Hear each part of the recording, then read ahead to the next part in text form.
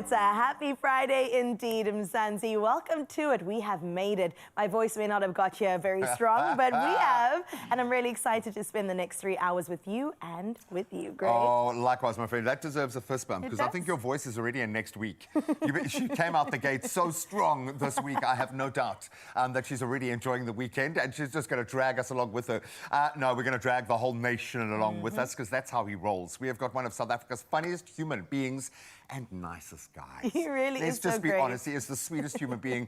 Comedian Stuart Taylor. He is back with his brand new show, Odd Man Out. Oh. It's his life story. It could be his book. It could be his play, his all TED of the talk. above. Maybe he's got all of those going on. A show from Stuart is something that we need to mark. Okay, it's going to be massive, and the timing is good because I think we need to get out. I think we need a laugh. Yes, I need some abs. Come on, Stuart. I watched the last one with my family, and we absolutely loved it. So we can't wait to chat with him on the couch. Then we're diving into a thought-provoking movie review of Shell and unpacking its powerful themes around beauty standards and, of course, mental health. It is Mental Health Awareness Month with motivational speaker Lucia Dramat. I think we're going to need someone to guide us through that. I can feel triggered already, really. But I think it's got some powerhouse names bringing it together. It's going to hit hard, so we can't wait for that. And then, of course, since Diwali is just around the corner and we loved delving into the food yesterday, today the studio is lighting up with rhythm, with flavor, and a whole lot more fun. Yes. The Tara dancers are teaching my unbelievably talented dancing friend over here some festive moves. Lower your standards. My expectations are high, girl. While we whip up Diwali-inspired savoury flapjacks with chutney and a sweet local favourite, burfi. I think we're going to see burfi being manifested in a number of places. I'm looking forward to that. You can think of your dance moves Thank you. as I let you wander off. And, of course, we're going to be getting into all of our catch-up from yesterday's sporting and news headlines in a moment, and then, of course, start the conversation with you online. So you can do that right now. While you keep one ear on Carissa, you can head over to our socials, start setting the scene. We're going to have a whole lot to talk about over the next 3 hours. It's love, it's light, and it's you. Thank you so much for being a part of this beautiful equation. Let's kickstart officially our 3 hours of fun and, yes, our duties as well with those news and sporting headlines. Well, thank you so much, Gray. With 2 minutes after 6 o'clock, it's time for your national news headlines. Where Minister in the Presidency, Kumbutso Chaveni, announced that the U.S. government has approved a PEPFAR bridge plan for South Africa worth $115 million, covering 6 months until March next year. Now, the plan will ensure uninterrupted HIV service delivery and address country-specific needs. Cabinet welcomed the funding following its early freeze under U.S. President Donald Trump. Now, Chaveni also confirmed the rollout of the long-acting HIV prevention drug lenacapavir earlier this year, targeting high-incident districts and hundreds of clinics to help reduce new HIV infections. In other national news, the Minister of Basic Education, Siviwe Gwarube, will lead the National Senior Certificate Pledge signing ceremony with the matric class of 2025 today, and that's at Harry Gwala High School in Khayelitsha out in Cape Town. Now, the annual pledge forms a key part of the department's efforts to uphold the integrity as well as the credibility of the matric exams. Learners commit to following examination rules and avoiding cheating or misconduct, reinforcing ethical responsibility. Over 1 million candidates are registered for national exams starting on Monday, including more than 900,000 sitting the National Senior Certificate. Taking a look at your international news-making headlines, where at least 3 people have died in Nairobi after police fired gunshots and tear gas at a stadium. And that's where mourners gathered to view the body of former Prime Minister Raila Odinga, who died in India on Wednesday. Now, large crowds at Jomo Kenyatta International Airport forced a temporary suspension of flights before a procession escorted the body to Moi International Sports Centre. And that's where authorities struggled to control the surging crowds. Now, today's state funeral will be held with full military honours, and a 7-day mourning period has been declared. Meanwhile, the British Library has reissued a library card in the name of Irish writer Oscar Wilde, 130 years after his original was revoked, following his 1895 conviction for homosexual relationships, then criminalised as, quote, gross indecency. Now, Wilde, one of the 19th century's most significant literary figures, celebrated for his plays, poetry and novels, had been banned from the reading room while serving a prison sentence. The new card, to be collected by his grandson, Merlin Holland, on Wilde's 171st birthday, recognises the injustices he endured and honours his literacy legacy. Well, let's continue with a heartwarming story, this time around to the tireless work of Dr. Kelsey Skinner, veterinarian and executive director of the African Pangolin Working Group, that has been nominated for the 2025 Worldwide Vets Golden Star Award. Now, her dedication to rescuing, rehabilitating and releasing pangolins, including South Africa's rare Timnix species, has made a real difference in the fight against wildlife crime. Now, beyond hands-on care, she guides treatment protocols across Africa and Asia, while the African Pangolin Working Group's Pangolorium stands as a living testament to her passion. Now, the nomination celebrates not just her skill, but her unwavering commitment to giving these gentle, scaly creatures a fighting chance in the wild. A great way to close up your 6 o'clock news. We do it all again at 7. For now, though, let's get into your sporting highlights.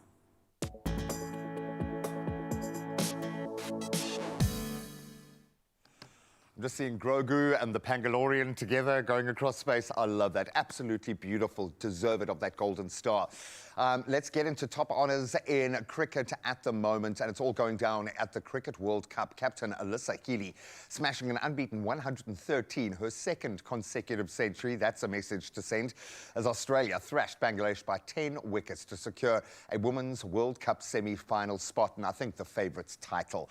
Partner Phoebe Litchfield, she added 84, not out in a dominant chase of 199. A little bit earlier, spinners Ashley Gardner and Alana King and Georgia Wareham, they took 2 wickets each, doing the damage. Now, lots to get excited about as we move into this weekend's round of URC. The Boks are back in action. The Hollywood Bet Sharks have named a powerhouse side for Saturday's URC clash with Ulster, welcoming back Springboks Sia Khaleesi, Eben Etzebeth, Andre Esterhazen, Oxen Chair and Grant Williams. Pretty much the whole Springbok team. Fly-off Sia Masuku, he starts, while Jaden and Jordan Hendricks join Lucanio on a very strong bench. This is a strong side, sure. Now let's get into golf, and Shane Lowry firing a flawless 8 under 64 to lead the DP World India Championship. That was after the first round in Delhi. The Irishman carded 5 straight birdies on the back nine to edge Japan's Keita Nakajima by 1 shot. Rory McIlroy, he shot a cautious 3 under 69, leaving his driver asleep in the locker, and that's a quote. Now let's get back into some cricketing action, and this time off the field, as Cricket South Africa have named Mark Ackerman captain of both SAA squads for their upcoming India tour. Test skipper Themba Bavuma joins the 4-day side for the second match as part of his return to play program, which is great. And Carl Simmons and Delano Potgieter, they also earned their maiden SAA call-ups for the Red Ball and 1-day squads respectively. Congratulations to all. Well, that's where we leave our sport for now. We'll probably chew on a bit of that gristle as we go this morning, ahead of a big URC weekend. But it is the weekend, which begs the question, is the weather going to play along? Let's find out.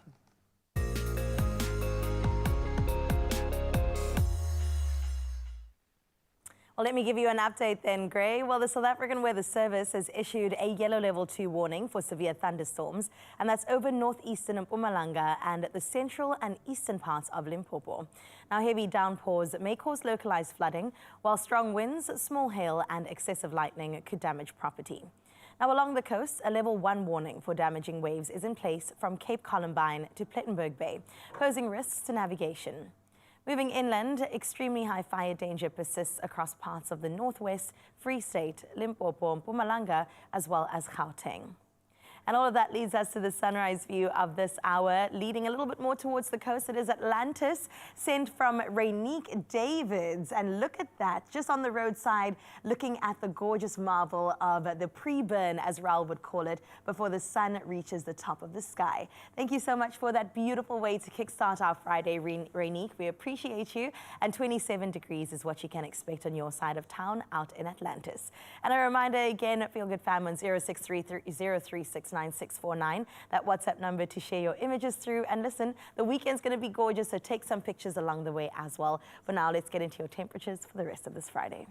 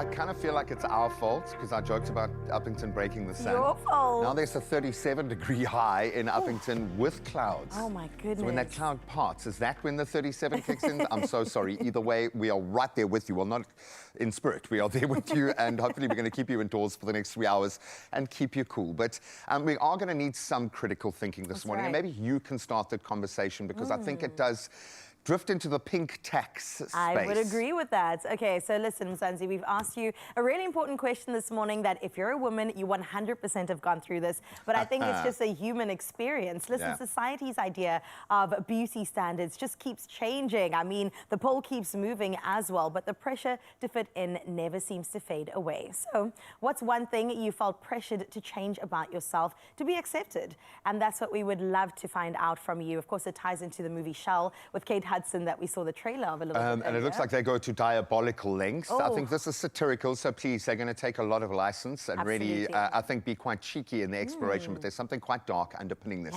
that informs where society is going, where social media is hitting hardest. So we want to know from you, what is that pressure point for you?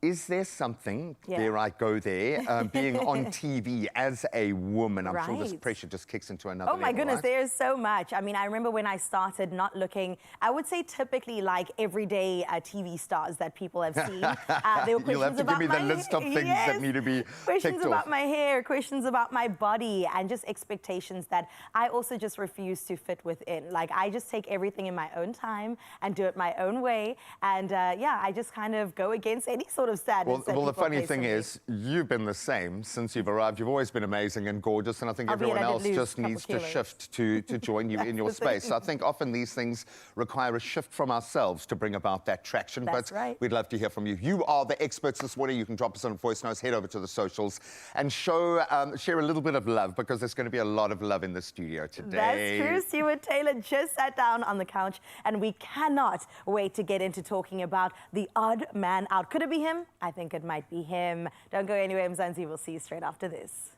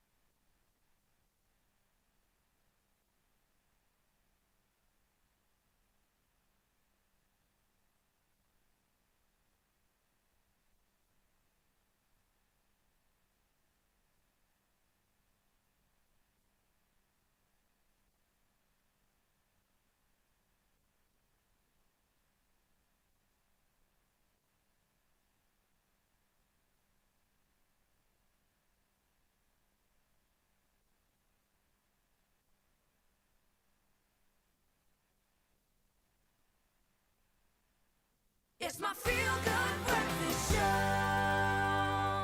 Welcome back. Happy Friday to you. Right now, we're about to get into such great entertainment. When Stuart Taylor last joined us, let me tell you, his one-man show, Odd Man Out, was a brand new lens on modern life, messy parenting, identity misfires, and now learning how to laugh at yourself, I think most importantly. Now, after a sold-out run and a fresh batch of ovations, because yes, you'll get lots of that today, the show returns to Cape Town and Johannesburg this November. But it isn't just a rerun. It's a seasoned comic sharpening his material in real time, drawing even more hilarity from life's absurdities. And there is a lot of absurdity in life at the moment to draw from. Add to that the growing success of his Learner Husband podcast. Bless you, child, for just putting that into the world. It's clear that Mr. Taylor is doubling down on comedy that connects us, and we are connecting to this gorgeous human being right now. Stuart Taylor is here with reflection. He rewrites and a few confessions about the journeys revealed. You're going to have to confess something to us. Can we get a round of applause? Standing ovation. Come on. Yes. Sorry, cameraman. Yes. So we've just broken the lower backs of all of our cameramen. I'm so sorry, guys. That was very rude. It was necessary. Thank you. Listen, that was a phenomenal introduction. Thank you. Thank you very much. Good night. Well, how much of it was true? None of it. But I do like your writing. It's all chat GTP, man. It's all chat. No, never a truer word has been spoken, my friend. The only issue I have is when you say Stuart Taylor is back. It makes me think that you went somewhere. I have been going all over. I was in Namibia. It's called the tour, man. You're allowed to tour. Global even. I love this kind of excitement because you were kind of taking some steps in a bit of a new direction, or maybe redefining yourself to us, and people love it. Let's talk about the response to the Odd Man Out. You must be over the moon, dude. I am. You know what gets me is the biggest response is people coming up to me going, "Oh my goodness, I thought I was the only one." Thank you. Thank you. It turns out we are all just an army of confused husbands and bumbling parents, and we are all just taking time out in the bathroom with our cell phones just so we can get peace and quiet. So it's those personal stories that connect with people, and then you go, wow, it's like, no one's actually got their life completely together. Exactly. We're all just bumbling through this thing, and if I can drill down into that, there's a lot of material. Never ending. That's actually reassuring. I'm like, okay, so we all just winging it. We're all just figuring it out. Exactly. Now, between your Cape Town and your Joburg audience, when you went to both sides, is there a difference? Like, do you sort of adapt your comedy between? Cape Town and Joburg, that's not different worlds, it's different planets.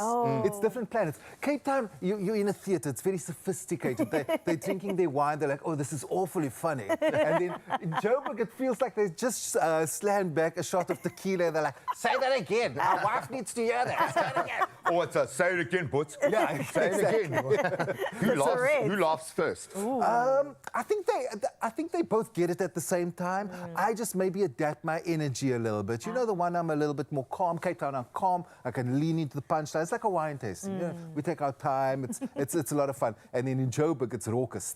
We're laughing like we just survived another pothole. Yeah, and they don't even know what a wine tasting is. So it's something different. Buddy, this seems to be an expansion of the person more than the career. This feels like you are professionally yourself and you have the license to do it. 100%. In so many spaces. Thank you for making a podcast that helps us. Ooh. Absolutely. Thank you, my friend. Please elaborate when you say us. Useless husband. There we go. And I think it's a hyphenated word. I think that's how it exists in the world.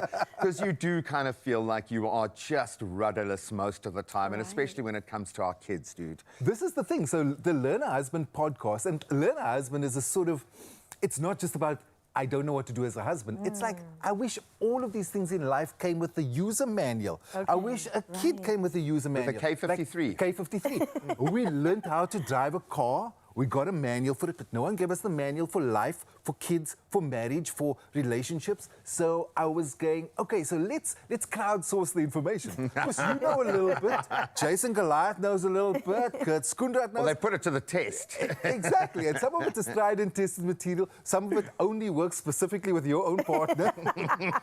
But it's great to sit around with ladies, with gents, with interesting people, ask the real questions and have it turn into really fun, interesting conversations. So the Learner Husband podcast is, I think number one, it's an entertaining listen, but there are little nuggets in there that Therapy, you walk away. Man. It's therapy. It's cheaper than therapy. It's therapy Exactly. with microphones. It's Exactly, therapy and- with better lighting. and It's zero therapy with the world expectation, yeah. watching. Wait a minute. Wait, I gotta ask though, are you a better husband for it? My wife will tell you I don't implement any of the advice that I give. Because I'm like, I know what the problem is. Let me tell you how to solve that. And then she's like, yeah, but you don't listen to your own advice. We just don't listen. Period. I'm trying to think if I can think remember that's it. anything that either one of you has said in the last 5 minutes. You I seem love your different. honesty. I love your honesty. I'm going to forget in about 2 minutes what we're talking about again, so I've got to get on to this. I'm loving this version of you because it kind of feels like, again, an expanded version. Like that's right. the material has been given time to live and Yep. breathe, and it's now something different. So for those who have been, Yep. what will they find here when they return?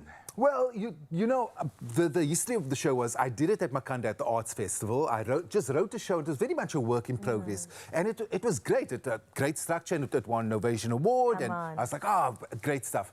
But you know how they say good is the enemy of great? Oh. I took it. I did it in Joburg. It was very good. I did it in Cape Town. It was very good. Then I went to Gqeberha. And there was a front row of uncles, all without their wives. And these oaks heckled me for an hour straight. And they said the funniest things. And so much of what they said became the punchlines in the show. I was like, this is great. good. This is great of me. Exactly. They were like my writers. And so I took a lot of that material and I panel beated it, and that became the version of the show. And it is. It's just sort of about doubling down in where we are, getting some feedback from the audience. You know, life changes. So, you know, skippity was a word when I first wrote this. Now I've got to talk about 6'7". I was going to say, don't worry, 6'7", you jumped a beat there. Now my son's teacher is giving them a daily setup in maths. And my son is just, everything They about love it. maths is what adds up to 6'7". 6'7". There we What go. if I Focus. subtract this, can I get to 6'7"? I'm going to do that with around like chores at home. Like, boy, you'll do 6 and you'll do 7. And they'll be like, yes. 6, 7. What's the time now? It's about 6'7". It's time for you to Brilliant. shine once again. We love having you here. We so love excited. having you with Good. new material. There we Yes. go. Because that's what life is, man. That's right, and we can plug into that between the 13th and the 15th of November. Get ready for so much excitement. It is the Odd Man Out at the Baxter Theatre, and then in Cape Town, also in Johannesburg, from the 17th to the 23rd of November at Theatre on the Square. Web tickets is where you get them. Stuart Taylor, he is worth seeing. And please, you will find out that you're not the only odd one out. We'll see you in a moment. Only you can make my day.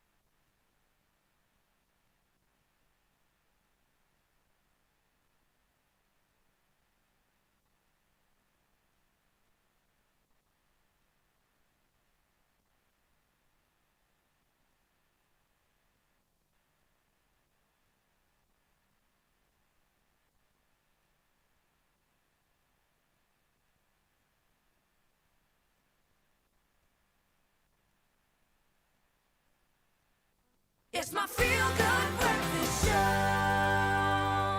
Welcome back. Time to hold up a mirror in a very dramatic way. They say beauty is pain. But Shell takes that idea to a whole new crazy level. The film stars Elizabeth Moss and the phenomenal Kate Hudson. And while it's a little ridiculous at times, I think intentionally, that's exactly what makes it so clever. It's dark, it's funny, it's a little bit scary, and it's now officially out in South African cinemas. So let's get a little teaser, if you will. Take a look. I wanted to be noticed. Just have another person look at me and think that I was funny or pretty. I guess I just wanted you to look at me and see someone else. Cut. Sorry, I didn't cry. I think I should have cried, maybe. They're going another way on the movie. Someone who is younger. We're seeing new demands on talent to meet enhanced standards. Are you reading for this too? That's crazy. We want you to consider some treatment options. Zoe Shannon, the CEO of the largest wellness brand, promises to keep you looking younger forever. All I want for our clients is to free them of self-doubt and inhibition. See you on the other side. Initializing body scan. 3, 2, 1. You have a chance to achieve full potential. That's hot. The incomparable Samantha Lake. I watched every episode of your show. I wanted to meet you. Bon appetit. This is delicious. What is it? It's me. No. What's that? What's what? On your neck. I think something's really wrong. There's something she's not telling me. What is going on? Can I tell you a secret? I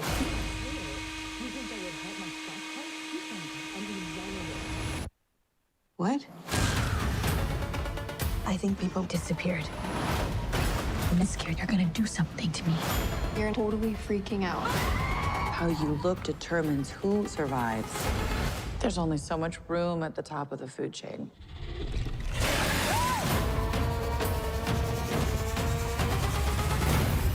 Oh, give it a rest, Zoe. What's that? The optics.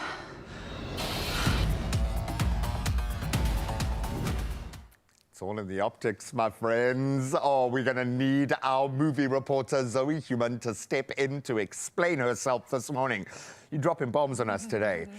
So obviously, immediate reference to The Substance. We make that connection because it kind of plays in the same space. I was left traumatized by that movie. Is this movie going to traumatize me? Yes, if you have seen Coralie Fajar's The Substance, you are watching this trailer and being like, hold Hang on a on a minute. minute. That is the exact same movie. And if you watch it, you will think that was the exact same movie. And did it do better than The Substance? That's the real question. I don't think so. Really? I don't think so. I think The Substance was a film of its own. It was the start It was of very a new... unique, It's yeah. a horror movie for the decades, and it really explores beauty in a beautiful way. This movie does the exact same thing, it just didn't do it first. What it does have for itself is, I believe this movie, if I am right, The Substance was never in South African cinemas. Yeah. So a lot of our South African audience might not have watched The Substance unless they were finding their Lucky own means enough to do it. to do that, So this is yeah. a movie you want to go to the movie house to go and see if you're a fan of horror, if you love Halloween, and if you want to do something this month that's, you know, fun for the girls, but also, ooh, scary. And great option to push back in popular culture, because a lot of these messages play out in other far more subtle ways in mainstream media. So I like this kind of bazooka pushback. The cast. Unbelievable. Kate Hudson looks like she be rocking some special something, because she just looks the same as she has for the last 30 years. Kate Hudson, she's one of those unproblematic white women who will never age. And it we just love her looks for like it, yeah. And Elizabeth Moss as well, an amazing actress. She's from Handmaid's Tale, right? Yes, Handmaid's Tale is probably her most famed movie, and her co-star in that series, in fact, is the director of this movie. So that's how that link sort of happened. So you've got the dark, brooding energy that I think is very known for Handmaid's Tale too in it.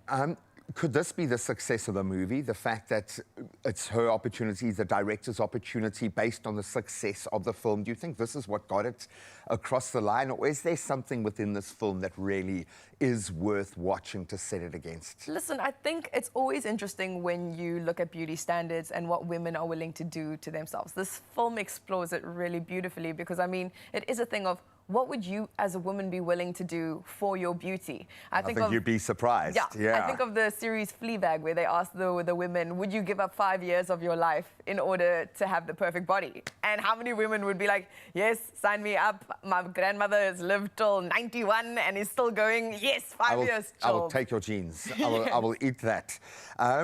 It feels like a weird mix. We know Kate Hudson in very much the comedy space, the romantic comedy space. She can be quite light. Does it translate in the space? Because she's going to become quite dark, I would imagine. 100%. And I think those choices that they make are very selective, you know, because I think you've chosen, yes, 100%. You choose people who are known for being a beauty, you know, that's their typecast. They're funny, they're charismatic, they're a beauty, and now what happens when you start to age? So you've got Kate Hudson, and you have that history. Then you also have new characters that are introduced. So you have Kaya Gerber. Older crowds might know her as Cindy Crawford's daughter. Oh, wow. And she's sort of the catalyst for this movie because it's through her character, Chloe, who's now, she used to be babysitted by Elizabeth Moss' character, and she goes missing after having this treatment done Whatever to this her, stuff like is, what yeah. happened to her and why did she go missing. So it's explored through that, because why are young women changing their appearances at such an early age when nothing's happened to their skin, but society puts that pressure on you. So I think there's beautiful stories like that that we're exploring, and in the character selection even, we're like, oh my goodness, that was such an intelligent choice. I love that, because you want a film to have layers to it, and maybe it'll land for you weeks after you've watched it as you digest. What should you go to this film for? Is it social commentary? Is it a down-the-line horror? Is it absurd fun? How would you kind of put this into perspective? It's not really a horror. If you're expecting a horror from this, you're not going to be enthralled, you know? I think they use horror standards or tropes in it in order for you to experience what is largely a comedy movie and explore this narrative. What differs from the substance in this movie is the ending, because the substance has that she dies. Yeah. Sorry if you haven't watched it yet. But this sort of along with some of the most horrific horror scenes you'll see 100%. just very briefly. Yeah. But you sort of have a woman who experiences all of this and comes up on top, and that's what you're going to get from this movie. I love it. A bit of humour, a bit of dark, and we like that. But it is very much holding a mirror up to society right now at a time when I think we desperately need it. Thank you for putting yourself through that. We absolutely love films like this. And of course, we are having a little bit of fun with this as well. If you're in the mood for something bold, for something provocative, then this one is going to take you there. Now, we are also going to add to it our very own beauty hamper with something a bit more positive woven in. And we're going to throw 1,500 Rand's worth of beauty products plus 2 movie tickets to 5 lucky viewers, just to have a little bit of fun with us. So to enter, you got to tell us this. What's the wildest beauty treatment you've ever tried? Oh, I'm looking forward to these answers. Competition closes on the 24th of October this month. And don't forget to tag and hashtag Expresso Show so we know that it's qualified for this. But you can find the T's and C's at expressoshow.com, and you can find Shell at the movies. I think this one is going to be great on the big screen. Well done. Thank you so much. What's the biggest beauty secret you've ever tried? Oh, never. Oh, I cannot wait to watch that. It looks fantastic. I've watched The Substance, so my standards are pretty high and my expectations are through the roof, but I'm pretty sure this will meet it. But now, though, we just spoke about the new movie, Shell, and how the chase for perfection can actually take a dark turn. And now we're bringing that conversation a little bit closer to home, because whether it's online or in real life, so many of us feel the pressure to look a certain way. So joining us to unpack how beauty standards really do impact our mental health, we've got author and motivational speaker Lucia Drummond with us this morning. Welcome back, and thank you for being here. Thank you for having me. Of course. So this subject is so close to my heart. I really want to know from your part, why do you think so many people just feel like they're not enough, especially when they're beautiful and successful and have all these things going for them? What is it that makes them feel like I'm not quite there? I think that we live in a time where it's social media, so you're always announcing stuff. I've done this, I've done the marathon, I've done this, I've achieved this, I'm going here, this is my LinkedIn, you know, ... This is my Instagram, ... So we're always announcing, and we live in this achievement mode, and people praise the achievements. And so when we're not achieving, it's like, okay, am I enough? Am I doing enough? Right. Do I look enough? Do I show up enough? And so we're tempted to constantly judge ourselves. And so it's very much bringing it back to, hey, who am I at my core? Not just what do I achieve. And when we start to detach from just achievements, we can live in that humble space where there's always room for improvement, and I can always do more, but who I am is enough. Oh my gosh. I mean, we could really just end right there. Lucia, that was amazing. And you know what's so interesting? Usually when you talk to people, you really lead with what you do, right? Yes. What do you do? What can you really offer in this conversation? Not who are you at the end of the day. So I love that you said that we've attached value to our achievements, because we really do. And then you bring social media into it. And it's a whole different ball game, because we really are comparing ourselves consistently every single time that we're scrolling. So I want to know a little bit more about that comparison mode, and also how we can feel good within our own lane. I think that we grow up with comparison. You know, if you have a sibling, if you have a cousin, it just starts from a young age. Well, why does that one sit still? You must also sit still, right? Girl, so being you just triggered me. Yes, I've been there. Part of being part of a community is there's connection, there's relatability, but naturally comparison will also come in. And I think as you grow, what you should do with comparison is allow it to spark curiosity. What is it about that person, and how does it affect me? And what does it awaken in me? Okay, I look at this person, I start comparing, what is it that I want? Maybe this is something that I need to work toward. Or why do I desire that? What result does that person get from that I actually want? And once we do that, we can start to shape what we actually want for our own lives. Yeah. Because you can't really run your race if you're looking to the side all the time. Right. You are going to go out of your lanes. Yeah, short miss the left mark. over here. Absolutely, and end up feeling confused and not knowing why you are here and what you're supposed to be doing yourself. Wow, that is incredible. And we have to realize that own race, own pace, right? Yes. Everybody could be seeming like they're going at this rate, but also Instagram, for example, is just a highlight reel. It's not even really what is going on every single day. But to be honest, at the end of the day, especially if you're a girl that likes to take care of herself, there's nothing wrong with looking your best, right? So where do we actually, when it comes to that, draw the line between self-care, which is something that we want to encourage all the time, but then also becoming obsessive about wanting to constantly chase these beauty standards? I think it's very much lodged in the motivation. If your motive is love and respect, I love myself, I respect myself, so I want to look after this body, I want to present it the best I can, and even beyond that, I love what I'm called to do, my purpose in this life, and so I want to love and respect the audiences or the people I'm called to serve by showing up the right way, right? That is a great space. That's self-care, that's looking after myself, that's improving myself. But if it's based in fear, it's obsession. I need this to be done, to be accepted. I need this to prove a point. And fear as a motive, that is kind of where we fall off the wagon. That's where we go into obsession. And that is where we lose it completely. So it's staying in love, it's staying in respect. And you can ask yourself, is this something that I fear I will lose if I don't? Or is this something I'm doing because I'm serving myself, my body, and the people out there that I'm serving? Oh, that distinction is so important. Okay, so then today somebody's sitting at home right now and going, I get it, I hear you, Lucia, but today, right now, what are some of the simple ways that I can feel a little bit more confident? I want to, I desire it, but how do I get there? Something that I always say to people is stop breaking promises to yourself. You know, you make a promise, and then you break, Monday I'm gonna, you know, and then Monday Monday, let's do it Tuesday. Right? Monday next year. And so you keep pushing it out, and then you lose trust in yourself. And you're like, I'm not even going to say anything because I don't even stick to it. I have a lot of people that contact me and they say, Lucia, I'm going to do this, but you know, I start on Monday, by Wednesday, I'm off the wagon and I just can't follow through. So stop breaking promises to yourself. Stop making promises. And when you finally decide to do it, come hell or high water, do it, right? Then you build confidence. Looking after yourself, you know, when you get that new car, you wash it every week, you're polishing the wheels and the seats. And nobody can eat pies in my car. Exactly, you're making all the effort because it's precious to you. But with time, you're like, oh, I'll wash it next week, right? So you want to stay in that space with yourself. I'm looking after myself. I'm polishing her up. Yes. I'm cleaning her off, right? And you put yourself out there like you care about yourself. And those little things make you feel more confident because you know you're being intentional. Well, look at that. Honor the promises, not even promises, the commitments that you make to yourself. I think that's a great start. But we are obviously going to have a part 2 of this conversation because we cannot stop right here. Lucia's going to stick with us, so stick around on the other side of this break. More tips on how to feel your best self.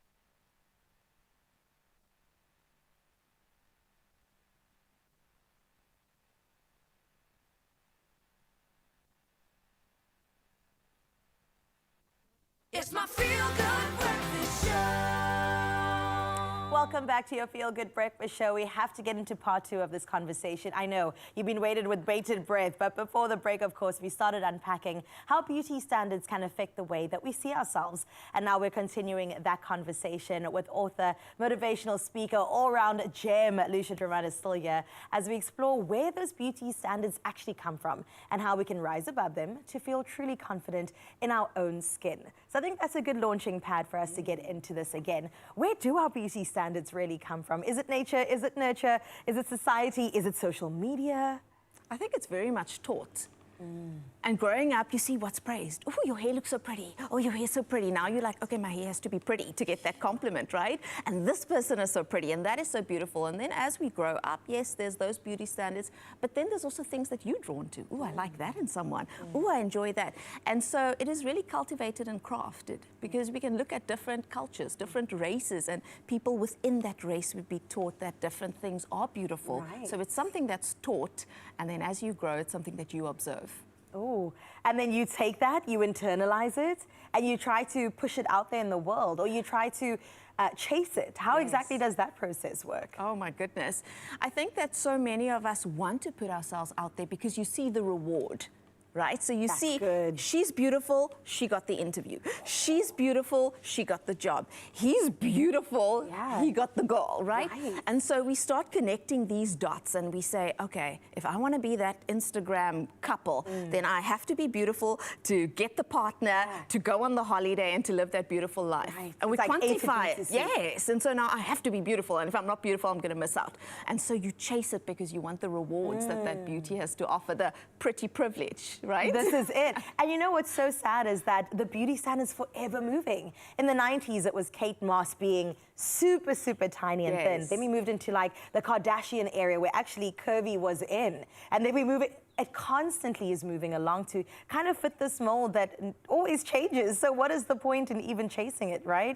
But we've also asked you about your experience with peer pressure, with societal standards, and of course you got in touch with our question of today, all around what's one thing you felt pressured to change about yourself to essentially be accepted. And we've got a couple of comments from our family that have come through. So let's get through them. Namabana came through first. Good morning to our awesome Expresso family. This topic really resonates with me.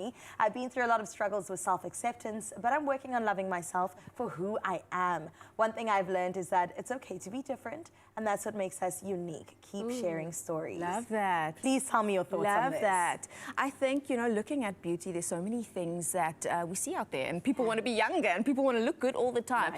But for me, I really find beauty in the eyes, the light that shines through the eyes. And so often we're trying to have the aesthetics perfect, which do make a very big difference. Within our diversity, the aesthetics we push forward makes a difference, but it's the light behind the eyes. You can have the perfect face, but if your eyes are just dead, you're not giving anything. It doesn't really give beauty to me. It doesn't give beauty, she says. I love that. Gary Okampe family says, fortunately, I've never been vain or insecure. Oh, that's nice. Although when I do lose my six-pack, I avoid full-length mirror and biscuits. It happens. Listen, it happens. In winter. Especially in winter. I'm saying, those rusts taste too good. You said, the outside's not going to see me for another couple months. I'm good. But I think it's really beautiful that some people just, they don't even struggle. Is that something that we can attain and achieve?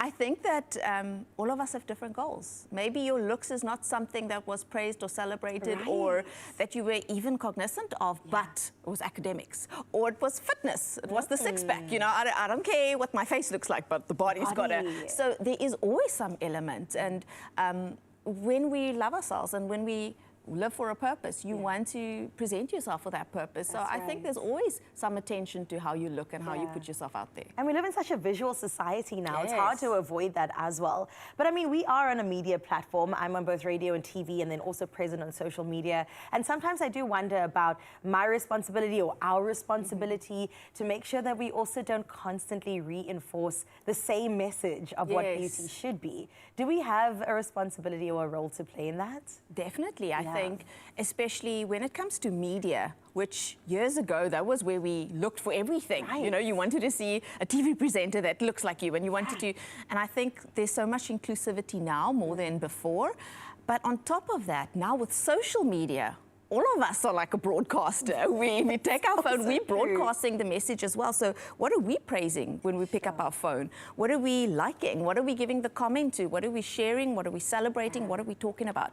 Those things also add to the conversation. And so as much as we put pressure on media and say, hey, come on, lift the standard, us as individuals that pick up our devices, we must also have that responsibility. Hey, what are we pushing? Yeah, because you have agency, right? Yes. Oh, I love that. And we do have power in our phones. Okay, we're going to move this responsibility on to the elders of society, parents, teachers, mentors. How do they take that position of really helping build a very healthy sense of self? I think that when it comes to confidence, which I just love to talk about, the big thing with confidence is something that it's practiced. Yeah. And if you give confidence just based on validation, so, okay, if we praise them enough, maybe they'll feel confident. No, they'll feel hungry for that validation. They'll keep looking for it. They'll keep having that people pleasing. So, yes, it is showing them, hey, I don't just celebrate this, but I celebrate who you are. I don't just celebrate your looks, but I celebrate your characteristics. But then also giving them opportunities to practice, giving them tools. Okay, I want you to prepare for your oral. This is what you're going to say to yourself. I want you to take a minute to just breathe in and breathe out, and breathe in the good vibes and breathe out the negativity. And when you stand there, remember you're serving people. Don't think about yourself. And so by giving them those little nuggets, those little tools, you're actually teaching them to practice. You're giving them the fishing rod instead of just the fish all the time. And that is beautiful. We want to teach you to fish, all right, so that you can feed yourself with self-love for the rest of your life. Lucia, you're incredible. Thank you so much for giving us that boost. And of course, this is that Shell movie that we were talking about chasing a standard or just creating your own and making sure that you celebrate yourself in your own lane, which you do. The light behind your eyes, girl, I see it, and it is beautiful. Lucia Drummond, you can connect with her across social media. She's present, she is here. But right now, we're going to take a quick short break, and we'll be right back with some more Friday Feels straight after this.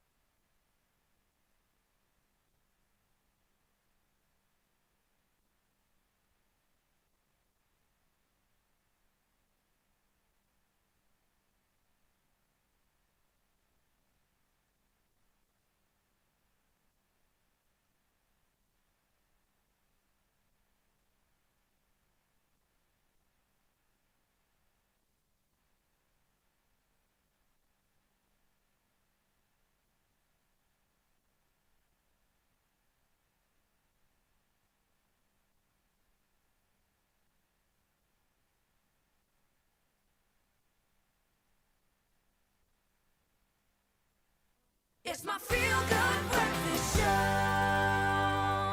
It is your Feel Good Breakfast Show, and that's exactly what we're pumping out on this gorgeous Friday. And right now, we've got to touch base with the entertainment scene because, listen, it is sizzling, and we've got the scoop right here on your Feel Good Breakfast Show. So joining us now is the voice that wakes up the mother city with warmth and a whole lot of rhythm. We've got Ronaldo Villar on our couch, and today he's trading the studio for the spotlight as he dives into the latest in local and international entertainment. So listen, Ronaldo. Yes. We appreciate your time. Thank you. But you're used to waking up at this time of the morning. Am I? Are you? Really? How's it going? 5 to 6 a.m. Monday through to Friday, waking up the city. Yes. Has it been going well?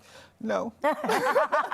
The preheats, tell us more about it. I mean, it's between 5 and 6. Yep. That is meant to preheat the city, warm up the city, wake you up, give you energy for the morning, energy boost. I mean, multivitamins is helping me at this point. I'm still getting used to the schedule, but so far it's been a great ride. I like it. I've heard some good things about the energy that brings that you bring every single day as well. I'll tell you later who told me this, but it's been many people. Resounding success so far, but not only that, you also have have the Saturday show, so tell me a bit more about that. Social Saturdays, social time. I mean, you also did the show as well for a couple of years. It's more about lifestyle, entertainment, what's hot and happening in Cape Town. Also just kind of preheating the city before people hit the streets as well, trying to function as a party. Okay, well, listen to that. And when we say party, we are talking about him because have you seen this outfit? Have you seen Ronaldo throw a fit, they say?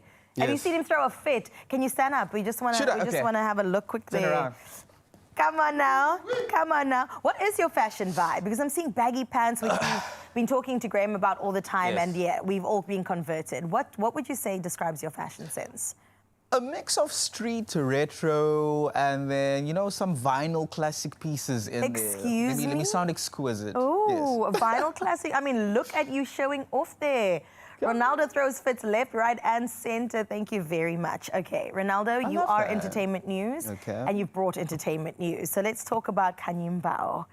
Oh my gosh, now we've been obsessed with this woman for a while now. She's been around since the 90s and just stayed relevant throughout her time. All the time. From being the it girl then to the it girl now, and recently celebrated her 40th birthday in absolute style, as she does. I mean, she does not look a day over like 23, right? Yes, I agree with that. Look at her. But that was a lot of tributes to her younger self as well. Man. No, she looks good. The 15th of October is when it all went down. And you did say it was a tribute to her younger self, because look at that. Yeah, she's in like her 5th decade. Can you believe it? And also, I love me some Kanye. But when I look at that picture and a tribute to her younger self, I mean, like, that was the Kanye that said, my dream is to have a private jet, have the biggest parties, because my friends is in the entertainment industry, so they're going to see. She's always lived the life that she speaks. So that is a page I'll take out of her book. And I will say that this is the manifestation station. So if you too would like to be on private jets and live the high life, this is where you say it, Ronaldo. Exactly. I would like to have a private jet. Thank you. Maybe I don't know about the high life just yet. I mean, that requires a different kind of function. Yeah, that's a different commitment altogether. But she does look great. We just showed a picture of what she looks like right now. Amazing. And wow. Kanyumbao, you look incredible. She even wrote on Instagram, today I bow before the vessel. Can you see the body that carried light so that my spirit could learn, could burn, and could rise. Like a phoenix from the ashes, she did exactly that. I know that we've seen her through a lot of controversy as well with her and her man. Unfortunately. But I mean, at the end of the day, she is the socialite that we all talk about time and time again. And guess what? Yeah, she understands the network that he brought in her life. That is why she's still there. She's still functioning in the relationship. Also, she's a well of wisdom. Always flowing, always overflowing. And we'll take a sip of that any single day. Kanye, happy birthday, and we wish you nothing but success for the next 40 years of your life. We can't wait for that. At 80, she's going to at least look about 35. Do you know what I'm saying? I agree with you 100%. No, I'm here for it. And then the celebrations continue with South African actress Khosi Ngema, who's so gorgeous. I mean, we've seen her on our screens time and time again, and now she is celebrating her beautiful bundle of joy. And they, of course, many actors celebrated along with her as well. Her fiancé, her closest loved ones. It was just really beautiful. And she said, this is about my sweetest tribe all around me. And she gets to celebrate her bundle of joy. I mean, she's always lived the life above the average 25-year-old, I would say. Also, the proposal that happened this year ahead of her pregnancy announcement, I think she's planning her life really well. And it's good. She was in Blood and Water, no? Yes, that is what caused the big blow up. Yeah, her big break, essentially. And at just 25 years old, I look at her as like this young star, this young light with a whole life ahead of her. My goodness. Where were we at 25? No. What were we doing? We don't talk about that. You were 25 yesterday. Ronaldo, please, don't even. I love that. Okay, so that was our local entertainment news. We'll touch on one international news story in just a little bit, all around Kylie Jenner. Don't roll your eyes. Listen, she's officially entered the music scene with her debut single, and it is called Fourth Strike. It was released on the 13th of October in collaboration with electro-pop duo Terra Jr. Now, I gotta ask you, Ronaldo, why are you rolling your eyes, bro? I mean, okay, if I think of money, I think of accessibility. I'm not hating on that. No, tell me more. each and every one of us in radio, we have a good ear for good music. Yeah. Now, I don't feel like the storyline through the song is good enough for me to say, oh my word, you're amazing, unfortunately. But don't you feel like there's room for growth, room for improvement? There is, but then I question, is to be an artist her thing? No, I You don't think so? This is another checklist item. So you don't don't see it. anticipate like an EP, an album coming? No, I don't. You don't? I anticipate scatters, yeah, and there. Also, more promotion on the Kylie brand. That's what I expect. So this was a PR move, essentially? I think so. Okay, well, I mean, her sister also did a song, right? We all know Yes. and love Kim, so I don't know if we love it. I love it, because I think Kim is very fascinating. But she also did a song, but also her baby daddy is Travis Scott. And he was in South Africa not too long ago. Maybe Kylie was here too. We didn't even see her. I don't think she was. Yeah, I think she was making the song still. I think she was busy in the studio cooking it up, All the man. visuals. I would love to see it, like her collaborating with a pop star and a pop rapper. Yeah. Like imagine her and Jack Harlow. I would love to see what she and Nicki Minaj would sound like. What? Now you took it super far. Anticipating a new album. Pink Friday, Kylie Jenner. I can see that. Also, their marketing is really good. It's fantastic. It's isn't amazing. It? She also did a throwback to her look and her style from like 2016. Yes. And I thought that was just fantastic because the King Kylie era with the blue hair, you were also not a fan. I'm also not a fan. I didn't know her back then. I didn't know the Kylie brand, and then she blew up, and then I knew her. But I was not a fan. I'm still not a fan. I'm sorry. Clearly, I was keeping up with the Kardashians my entire life. I'm a big fan of their brand and really have been catching up with everything they've been doing for a while. So, Kylie, listen, you got a fan in me already. We don't worry about Ronaldo, that you and I, okay? We good. She's going to come for me. And all our people. Well, listen, Ronaldo's not going anywhere. We still have more stories when it comes to international entertainment news, and we're really excited to get into that. And maybe you'll make an appearance. I'm What joking. am I doing? You're Singing. Safe. You're safe. You're good. Maybe you can sing a song for us. Please no, please no. I'll be King Ronaldo. All right. Well, right now, let's get into your official duties at 7 o'clock. Graham's got your news and sports. Yes, my friend, slow down. The manifestation station doesn't work that quickly, or at least not yet. Yes, it is almost the top of the hour, about a minute and a half to. Let's dive into those national news headlines, and we start here in South Africa, where President Cyril Ramaphosa has suspended the Inspector General of Intelligence, Imtiaz Faisal, with immediate effect, pending the outcome of an investigation by Parliament's Joint Standing Committee on Intelligence into his conduct. This is a major moment. The committee informed the president that it had received a complaint and would conduct the probe under specific sections of the Intelligence Services Oversight Act. Faisal, appointed in November of 2022 for a 5-year term, oversees South Africa's intelligence agencies to ensure that they operate within legal and constitutional frameworks. So potentially some big news on the cards. Now we stay in the country. Minister in the presidency, Khumbudzo Ntshavheni, has announced that the US government has approved a PEPFAR bridge plan for South Africa worth $115 million, covering 6 months up until March of next year. So the plan will ensure that uninterrupted HIV service delivery and address country-specific needs as well. Cabinet obviously welcomed the funding following its earlier freeze under US President Donald Trump. Ntshavheni also confirmed the rollout of the long-acting HIV prevention drug, lenacapavir, early next year, targeting high-incidence districts and hundreds of clinics to help reduce new HIV infections. All very good news. Now, we cast a wider gaze, but Donald Trump still features again. The US president and Russian President Vladimir Putin have agreed to hold another summit in Budapest to discuss ending the war in Ukraine following a productive 2-hour phone call. So the meeting comes a day before Trump's planned discussion with the Ukrainian President Volodymyr Zelensky on potential military support. So while Kremlin officials confirmed the summit, no date was provided as yet. The announcement has raised some questions about immediate Western aid to Ukraine and stirred European concerns, as Hungary's ties with Russia do complicate the geopolitical landscape, and then Zelensky's efforts for long-range missile support in the area as well. Now, at least 3 people have died in Nairobi, sadly, after police fired gunshots and tear gas at a stadium where mourners gathered to view the body of former Prime Minister Raila Odinga. And he, of course, died in India this past Wednesday. Large crowds at Jomo Kenyatta International Airport forced a temporary suspension of flights. That was before a procession escorted the body to Moi International Sports Centre, where authorities struggled to control the surge in crowds. Today's state funeral will be held with full military honours, and a 7-day mourning period has been declared. Now let's round it off with this one. Take the edge off just a little. In Ontario, in Canada, Rich Lutchford has turned ordinary dog walks into a delightful spectacle by donning an inflatable dachshund dog costume while strolling with his very own dachshund. Maya, what began as a funny idea, has become a local sensation, understandably, with passers-by stopping to snap photos, yes, laugh, and sometimes even scream in surprise.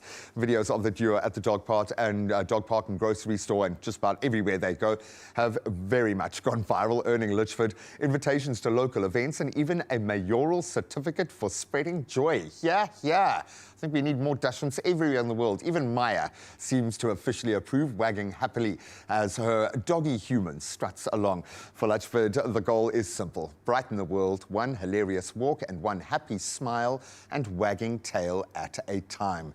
It's time for the giant dachshund to come to South Africa. I'm here for that. Well, that rounds off our news for 7 o'clock. Let's get into our sporting bulletin.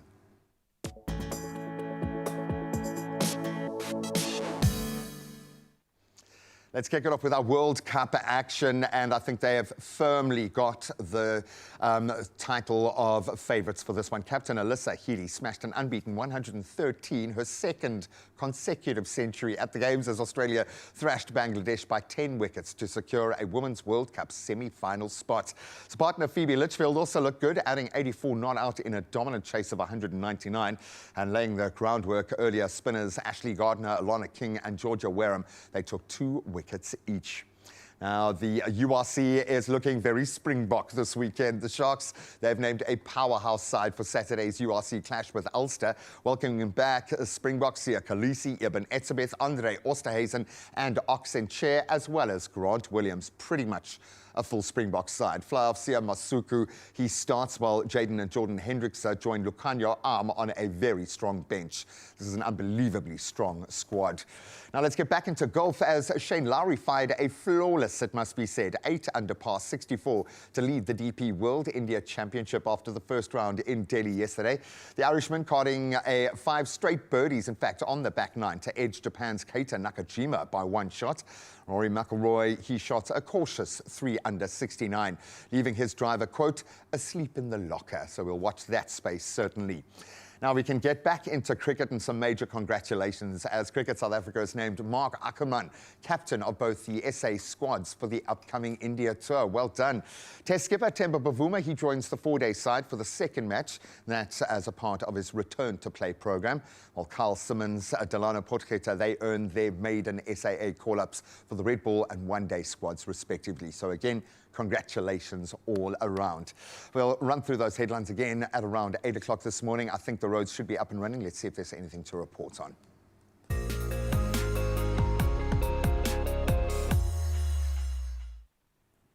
Thank you so much, Graham. A couple of things to report on. We start out in Gauteng, in Germiston, where a stationary vehicle has been reported on the N12 westbound just after Craft Road. Now, currently the left lane is closed. However, no current delays are being experienced. But if you're headed out that way, please approach with caution and, of course, drive carefully. Well, in Cape Town, there's congestion on the M5 northbound at the N2 inbound ramp. So we do expect some delays as traffic is moving slowly through the area. Consider leaving a bit earlier or exploring alternate routes to avoid the delays. And safe travels wherever you are headed this weekend. But now that's where we leave your roads. Let's check in with your weather.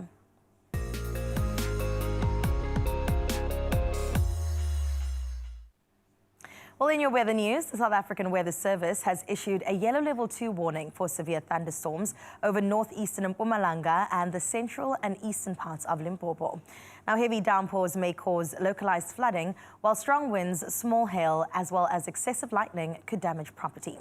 Now, along the coastline, a level 1 warning for damaging waves is in place from Cape Columbine to Plettenberg Bay, posing risks to navigation. Moving further inland, extremely high fire danger persists across parts of the northwest, the Free State, Limpopo, Mpumalanga, as well as Gauteng. Well, let's get into that sunrise view of this hour. Atlantis was at 6. Who is at 7 o'clock? It is Fancy Nancy from Pennington, KZN, with the most breathtaking morning view.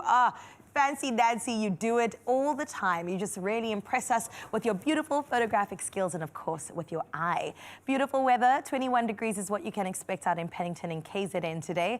And also 0630369649 is how you get in touch. Now, I know Nancy has really set the bar super high, but I've got faith in you, Mzansi. Please go ahead and at least try your hand at sharing what your morning looks like. But now, though, let's get into the Friday temperatures for today.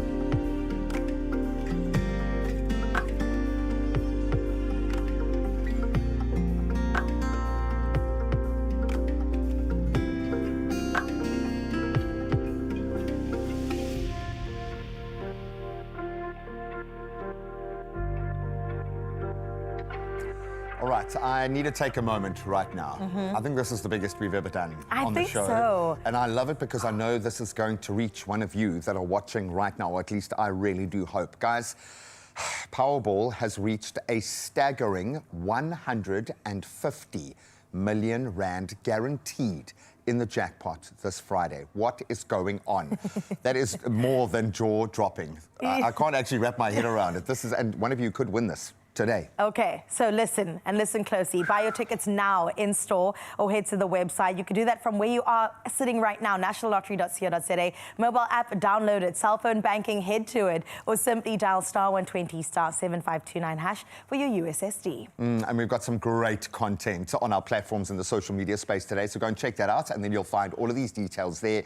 We house them there so you don't miss out on the opportunity. A mind-blowing 150 million rand sitting in that jackpot. We've just timesed the jackpot this and week. It's guaranteed We've made it as well. exponentially Can you imagine? bigger. Please, can I just ask a favor? Do it. If you do win, I know you're not supposed to share things like it, but just very quietly, can you take me aside and just give me one of those movie looks, like just a little wink, just so I know that someone who's watching right now won it. Well, I hope it's going to be you.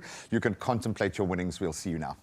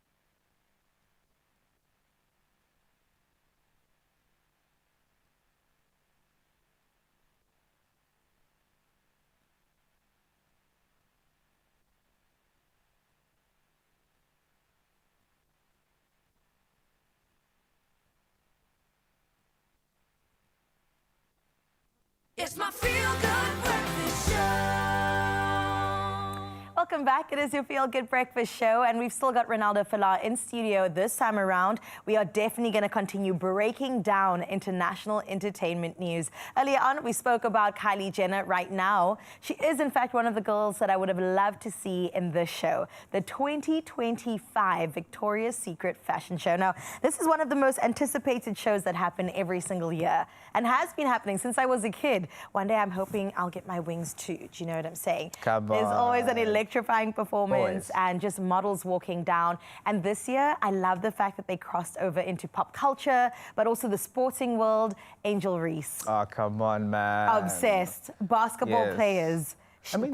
She is incredible. I don't think anyone expected a basketball player, professional basketball player, to be modeling like that. And it's the first time, and I think she did a good job. That face card, lethal. It didn't decline at all. Always on point. She's gorgeous, and I just loved her take on the whole walk. She looked beautiful. And they call her the Barbie within her space anyway. So Yes. that black Barbie was strutting her stuff, and she looked fantastic. I loved her take on everything. Some of the outfits I wasn't obsessed with. They could have given them bigger wings. Such as?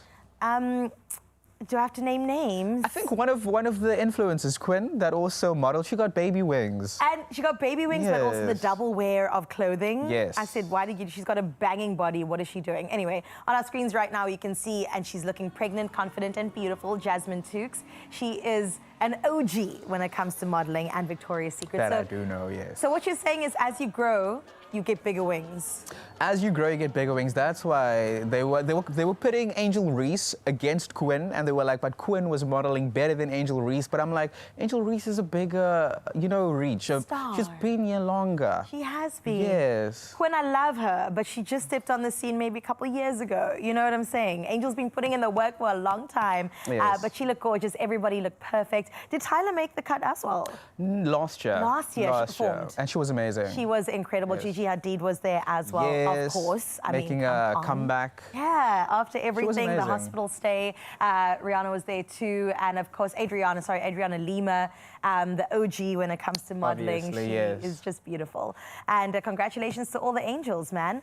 Right now, I want to talk about a story that I might get choked up a bit because an absolute legend has left us. R&B and neo soul, absolute god, D'Angelo, born Michael Eugene Archer. He died at only 51 years old. So we wondered where he was for the past while. And he was actually battling a prolonged journey with pancreatic cancer. And I'm just always thinking the great ones go too soon. I mean, you know? Gen X lost a big one, I would say. Gen X, Yeah. Millennials, Gen Z, All of Gen us. Alpha, every one of us. All of us. D'Angelo, it's your hero's hero. Yes. Every single person within the music industry, every person has paid tribute to D'Angelo. From Voodoo, the album that we all are absolutely obsessed with. Beyonce also. Even Beyonce, exactly. And Black Messiah, which really has a special place in my heart, dropped in 2014. He was a Grammy Award-winning artist known for Sugar Brown or Brown Come Sugar. on, yes. Come on. And leaves behind a lasting musical legacy, deep impact on artists across so many generations. And yeah, I'm just such a big fan of him. Tributes have just been pouring in from every single person, many calling him absolutely irreplaceable as a voice in both R&B, but I think in music in general. Just think about it. Only 3 albums in a couple of decades, and the cultural impact. I feel like he's been a generational baddie. Yeah, yeah. The person I want to look like when I am old is, of course, D'Angelo.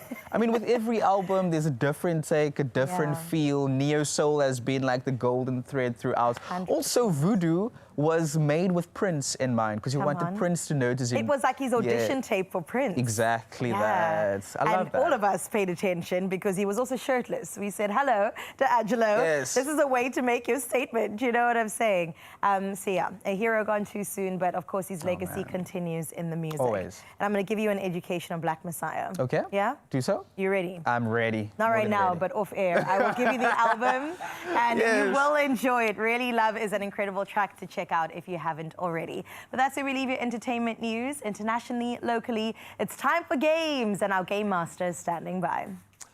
Oh no, my friend, it's time for you to sing, okay? If you thought you dodged a bullet, not on your Feel Good Breakfast Show. Every South African road trip has one essential ingredient: a playlist packed full of local hits that make you roll down the windows and belt out every word. I'm glad you stuck around. I'm guessing you can probably sing really well. Me? No Yes. doubt. Are you going to put me on the spot and sing? Yes, go for it. No, What if I don't can't worry, hold the don't worry. notes? And then? You can hold many notes. Every single person I've met in Cape Town can hold a note. I agree. Okay, so I have high hopes. Now, we're going to have a little bit of fun, okay? We're going to play a bit of a game, and you guys can play along with us at home. But I want to put this to you, because we've been establishing the ground rules for a good road trip. Playlist seems to be top 3 for everybody. Is that where it begins for you? And what is that song? What carries you out onto your adventure? Adventure. It depends on the mood. What are you guys in the mood for? Then I'll give you a song in terms of that. I'm a piano, hip hop, R&B. R&B. Okay, I'm gonna go with some Jasmine Sullivan. Oh my gosh. Nice. I've never heard of her before. What does she sing? I don't quite get the sound. Do you mind giving us an example? Now I'm thinking, what if I sing the wrong song to the right It's artist? all right, we don't know any We better. also It's don't okay. know. But we're in a car, we're driving, Yes. singing, I bust the windows out your car. Yes, you hear the crack there. Da, da, da, da, da, da, da. That's all I know. And you see all the people driving past us are so Isn't it? jealous because we're having all the fun in our car. I love that, Come man. out the windows. So we're going to take this notion a little bit further now and play some karaoke, okay? And we've got some South African songs, okay? I'm trying to give myself clues here as we go.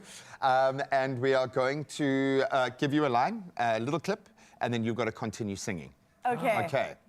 All right, so Are you going we to ready? sing the line? Okay. Here it is. Okay, this one's for you Okay. guys. Right. Wow. I'll sing it for you if you want. You can look. Waka waka, this time for Africa. Samina, mina, eh, eh, waka, waka, eh. You have to get the movement. That was great. It took me back to 2010. I actually get PTSD. I did a samba in Strictly to that song, and I dropped my now wife in the middle of that song. So I get like demonstrate? I just With who? that's With what it you? is. And then I think I also laughed just to reinforce the moment. Very, very good. Very, very good. Very Of course, good, but that you got was the girl. Shakira's World Cup. That's 2010 for me. Come on. Encompassing a sound with Freshly Ground also. Ultimate feel good drive track. Let's get on to the next one. Okay. These streets will never look the same without you. Why am I thinking of Empire State of Mind? Local. Oh, local. Okay, these streets will never look the same without you. So just Really? for my own beats. For my own beats. It's a bit of a remix. What is it? I want to say that Jay something would be a little bit hurt.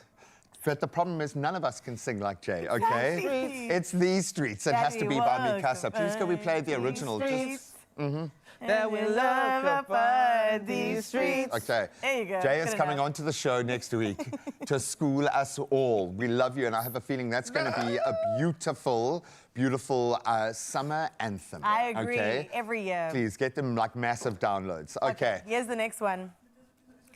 Is it your ma? I thought it was Don't give him a Ima. clue. Now you're singing it, and you're giving him a whole clue. I always You thought got it to was- say it. You're my weekend. I know weekend. Weekend special. You don't. Da, da, From the dee, beginning. da. You don't. You don't come around Ooh. Yes, you to don't. see me in the week. You don't. That's a problem. You don't have a chance to call me on the phone, yeah. And then. And then, Friday night, the Saturday. yes, if you might not have guessed it, actually, it's Weekend Special by the one, the only Brenda Fassie. That stands up for any generation. Yes. Any generation. I've just got one complaint about the show today. What? With D'Angelo, which is heartbreaking news. We didn't play that video. And I had a feeling that this was a golden opportunity to play that video. But it doesn't. It's not great for driving because you want to watch it and not listen to it. But maybe Brown he's going to make it onto your playlist. Maybe can they DM to ask for some suggestions on the road trip playlist? All the time, all the time. Please, 'cause Also, at It's Ronaldo, RINALDO. DM me. Ronaldo. Yeah, my DMs are very low. I was going to need say, you more. strike me as I the kind need of more. person who won't stop DMing back. Once that Not me. door's been opened. Voice notes, everything. We shouting karaoke on voice notes. The Yes, monologue, I love love it. So a little bit earlier, we asked you guys to tell us which local song instantly puts you in a good mood. So let's see what y'all had to say. All right. Rebecca says, Makatsi, win is a win. Well done. baby. Makatsi is fantastic. Very Absolutely good. love our award winner. Sibongile saying Jerusalem, the whole world. The whole world. But now you can't even do the dance while you're driving either. Jerusalem. You have to keep pulling over. Do it with, the top of your body. With your head. Venetia, good morning, family. She says, happy Friday. I love my South African gospel artists. Give me some Pastor Benjamin any day. Wow. I like that. And then D. Koala, 100% winner of the day. Believe it. I am liking the hip-hop represented within South Africa at the moment. Agreed. So maybe that's what you should be downloading, because you can support local artists while you do it. And support this kid, because you're doing amazing things. Thank you're you doing very absolutely much. amazing things. Thank you. Oh, Can we and say he looks welcome to the good. industry? Because you Yes, have please. made your mark, Please, son. You please, have made please. your Thank mark. you, Well thank you, done. thank you. Oh, I love that. And remember, yes, we are having so much fun, but there definitely is still a competition going where 5 lucky couples stand the chance to win a once-in-a-lifetime road trip and track experience for 2 with Shell V-Power. You know they're going to be next level. So all you have to do is spend 750 Rand or more at Shell. Tap your V Plus rewards card just 3 times this month, and you could be hitting the road and the track in ultimate style. And of course, T's and C's apply. Good luck. Only you can make my day.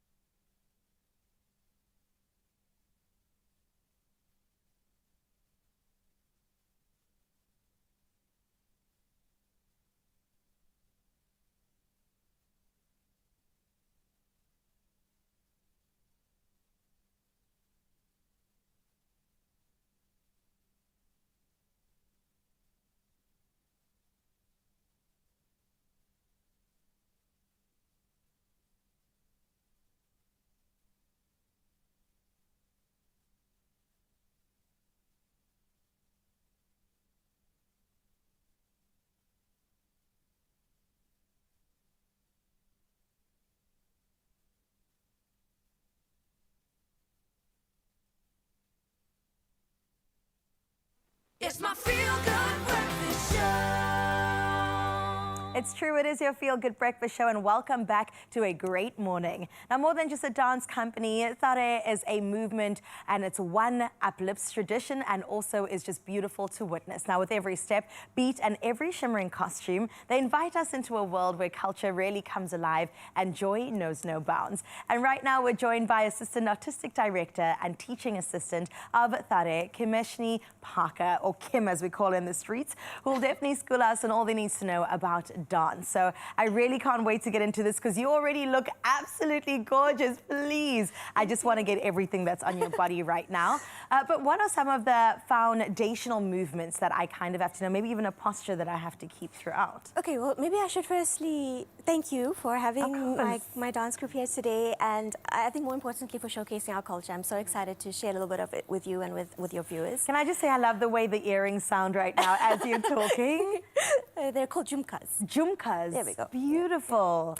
So I wanted to just explain a little bit about Indian dance. It varies very, very widely, I'd say, from very classical art forms that developed thousands of years ago to much more modern, Western-influenced dance forms that you'd see on Bollywood movies today. Right. However, we're going to do something, I'm going to teach you something today that's a little bit in between. It's a folk style of dance that's called Garba. And folk dancing in India is very much a social activity. It's done spontaneously between members of the community, usually during a celebratory event. Wow. So the one we're going to do originates from the state called Gujarat, and it's very fun. And I'm going to teach you some easy moves. So thank you for being so brave. Oh, of to join us course. I'm today. so excited. Okay. Oh, my goodness. Okay, so shall I teach you before we yes, get the please. music? Where do we begin? Okay, so we're going to start with 4 claps. 1, 2, 3, 4. Right? That's this way. Nice. Okay, and then we're going to jump to the. Everything's going to start on the right. So we're going to jump right. We're going to jump left, and we're going to do a roly-poly down. Nice. And then we're going to jump again, right? We're going to jump left, and we're going to roly-poly down. Very nice. Now we're going to swing right, we're going to swing left, and we're going to do a loop-de-loop all the way around. There we go. And then to this way, to the right, and another loop-de-loop. There we go. Nice. Oh. Hey, you're doing very well. Thank you so much. Do I know it in sequence? I don't know. Okay, well, let's go over it one more time. Okay. And your viewers can join in as yes, well if please. they would like to. Oh my gosh, Mzansi, please stand up and join along with us. Okay, we're going to start with 4 claps. So 1, 2, 3, 4. Then we're going to jump 1. We're going to jump 2, and we're going to roly-poly down. And then we're going to jump 1. We're going to jump 2. And we're going to roly-poly down. Then we're going to swing right, we're going to swing left, and loop-de-loo around. We're going to go left and right, and loop-de-loo around. Lovely. Beautiful. Okay, I think I got this. Shall we I think try I with got some this. music? Yes, please. All right, let's try it with some music to see exactly how we did. Please remind us of the dance name. It's a Garba style of Garba dance. style We're of going to do dance. it to an instrumental track, but you really could do it to anything with a beat. Okay, beautiful. Okay, let's Okay. see if we can keep the beat. When I say we, I mean me. Cue the music. 5, 6, 7, 8. Ooh, it's quite fun. There you go.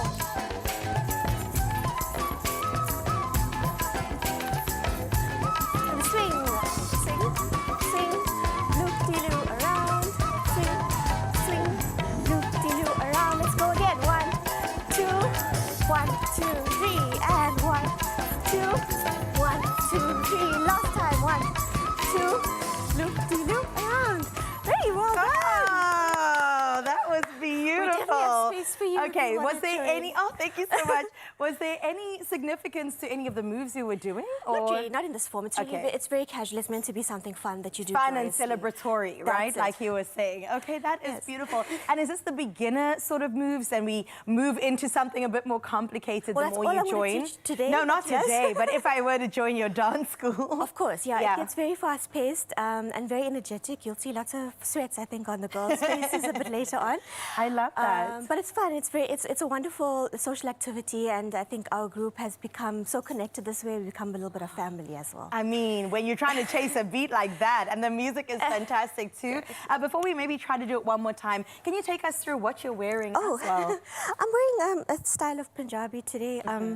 Yeah, I decided to wear something really bright because I guess that's what Diwali is about, right? And we have to Yes. celebrate About the Diwali today. lights. And you Yes. are radiating all that light this Thank you. morning, Thank you Commissioner. very Okay, much. one more time, and then Perfect. we can call ourselves superstars after that. No, the real superstars are going to come through in a bit. 6, 7, 8. Slowly, slowly down and jump, jump. Roly, poly down, swing.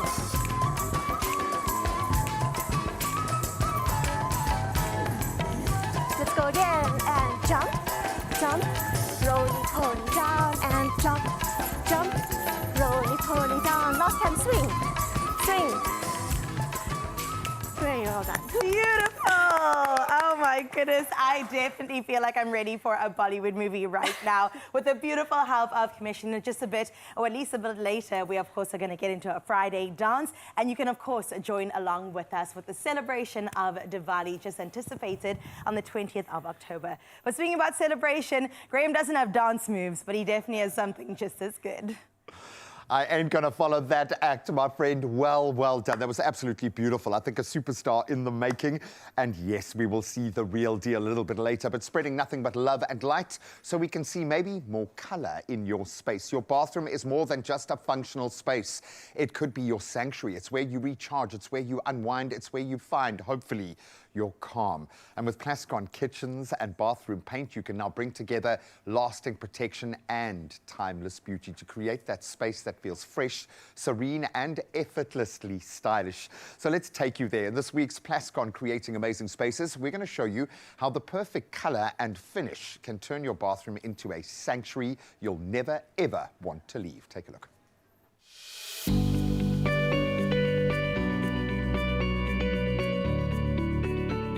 This is such an inspiring space when it comes to Plascon kitchen and bathroom paint, because it's an old bathroom, nothing's been ripped out, and it's all been done with paint. So the tiles on the floor are paint, the tiles on the wall is probably some kind of old tile that they've painted over. The cupboards have been painted as an accent. The door has been painted another lovely chestnut with just the slick finishes of the bits of charcoal grey. And then it doesn't take much, just a few personal details like a shot of green, a pretty candle, a lovely inlaid box from India, which is also a great storage space that one always wants in a bathroom. And of course, if you're one of those people who likes a long shower at the end of the day or a really indulgent bath, so one's looking for a great quality paint, something that washes down, that is really durable and lasting and looks like fantastic quality. So of course the ancient Romans were very famous for how much they set store by bathing. And if you've ever come home from a tough day and felt all your troubles melt away in the shower or the bath, you will totally agree that the ancient Romans were pretty wise. In creating your bathroom into an amazing space, Plascon's Kitchens and Bathrooms is an excellent stain, steam, chip and scratch-resistant water-based enamel with a beautiful matte finish. Plascon Kitchens and Bathrooms is also 10 times more washable than any other conventional paint, making it the perfect coating to keep your bathroom spotless and water damage free. Plascon Kitchens and Bathrooms, making it easy to create amazing spaces.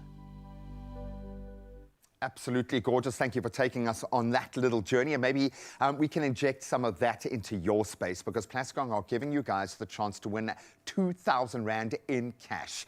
So what you got to do, follow Plascon on any social media platform, easy peasy, then reply to the competition post on that's the Expresso socials, and tell us what your favorite Plascon product is. We've given you a few now, and don't forget that qualifying hashtag PlasconSA. Competition closes at midday, Tuesday the 21st of October. We're going to get a lot of entrants, so make yours brilliant. But you can find T's and C's at expressoshow.com. Well, we are celebrating Diwali. I know we're a little bit early, but some of us need a bit more of an introduction. And how do you do it? You do it through food, and we're going to put a spin on flapjacks. Yeah, Chef Clem looks more colourful than I've ever seen him in his life. True. You're welcome. You can draw that comparison in just a moment. And then the Tara dancers are here looking exquisite. Can they do it better than Carissa did? We'll find out after the break. We'll see you now.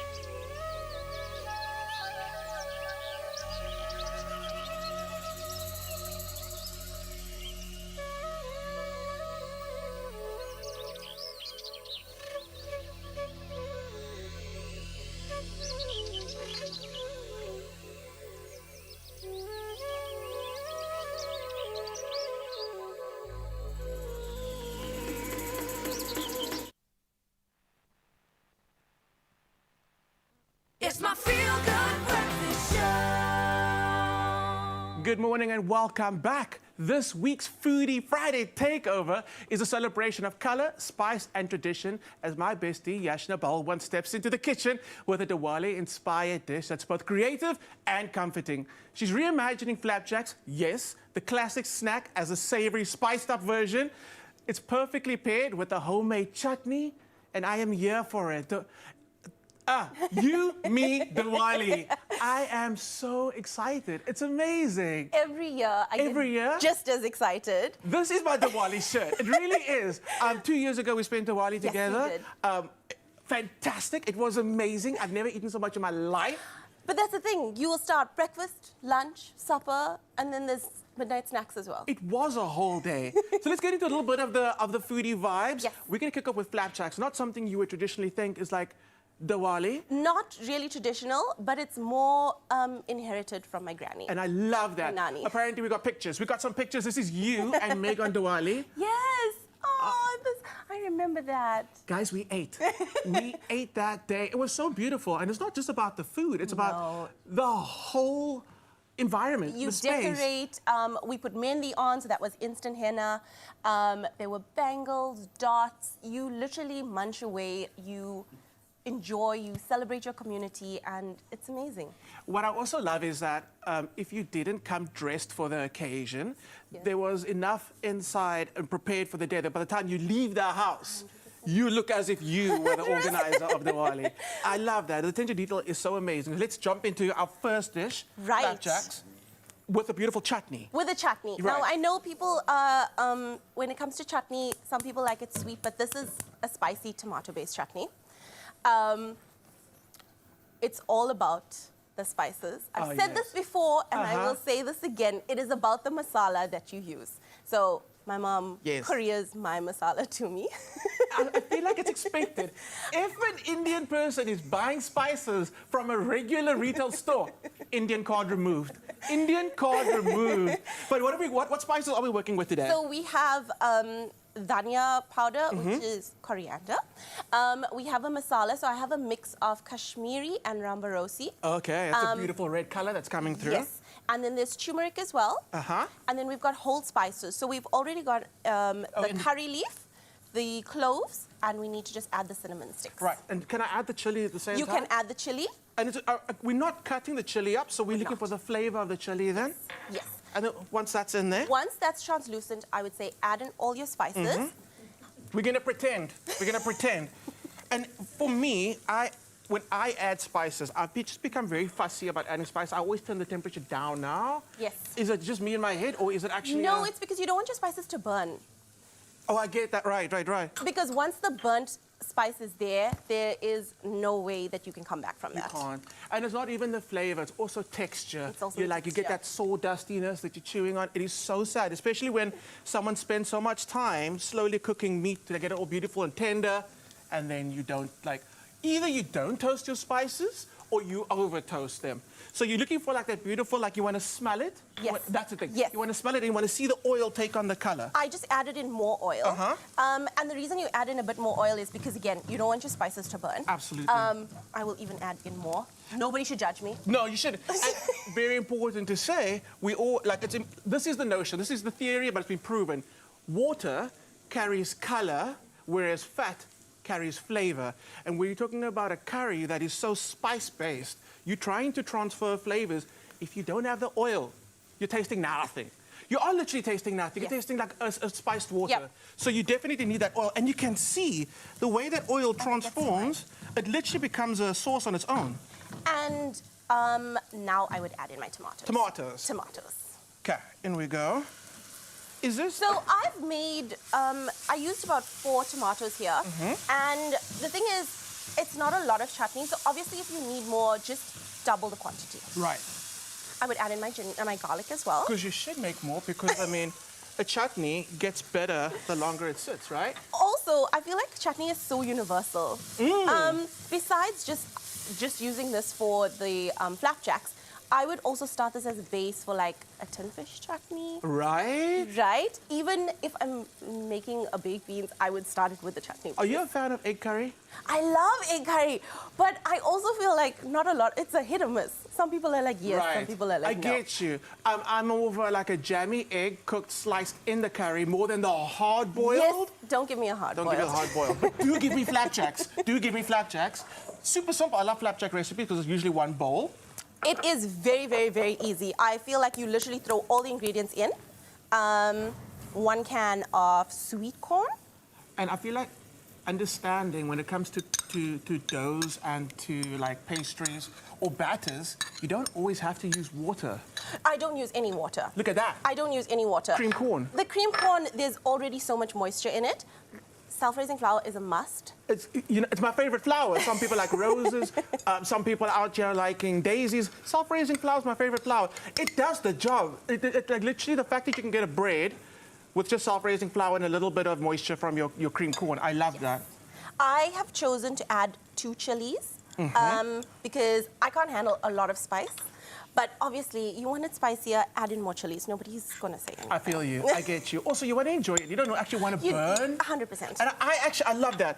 Kind of play around with the heat of your chutney a bit. Make that kind of where the action is. And then have a little bit of like a more... Yes. So that's the balance. Balance. That's the balance. Because if the chutney is a bit more spicy, then your flapjack is a little bit less. There we go. At home, on screen right now should be a QR code. Scan it, make this, take a picture, send it to us. Also invite us to your house. Why are you like that? What? I don't know.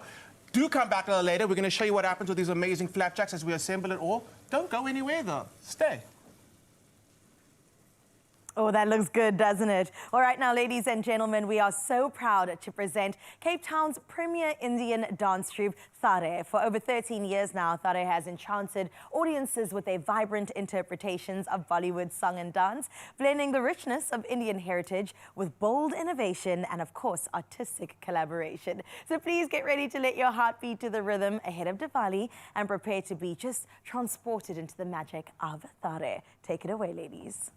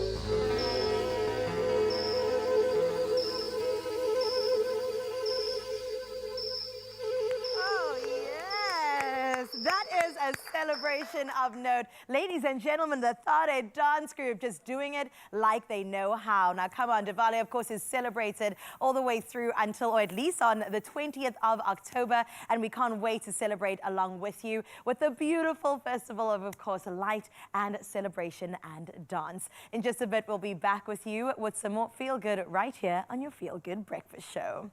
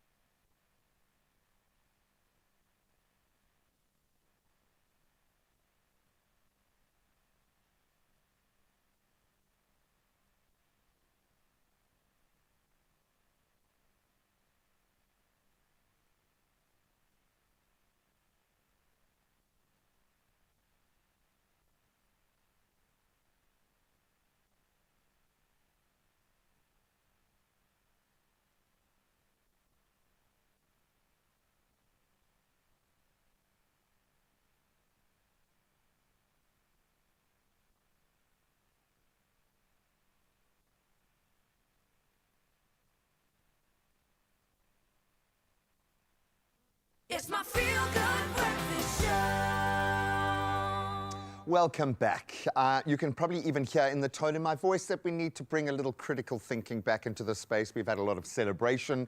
Let's bring you firmly back down to earth. Navigating your taxes can sometimes feel overwhelming, probably all of the time, but it doesn't have to be. We've got people in our corner.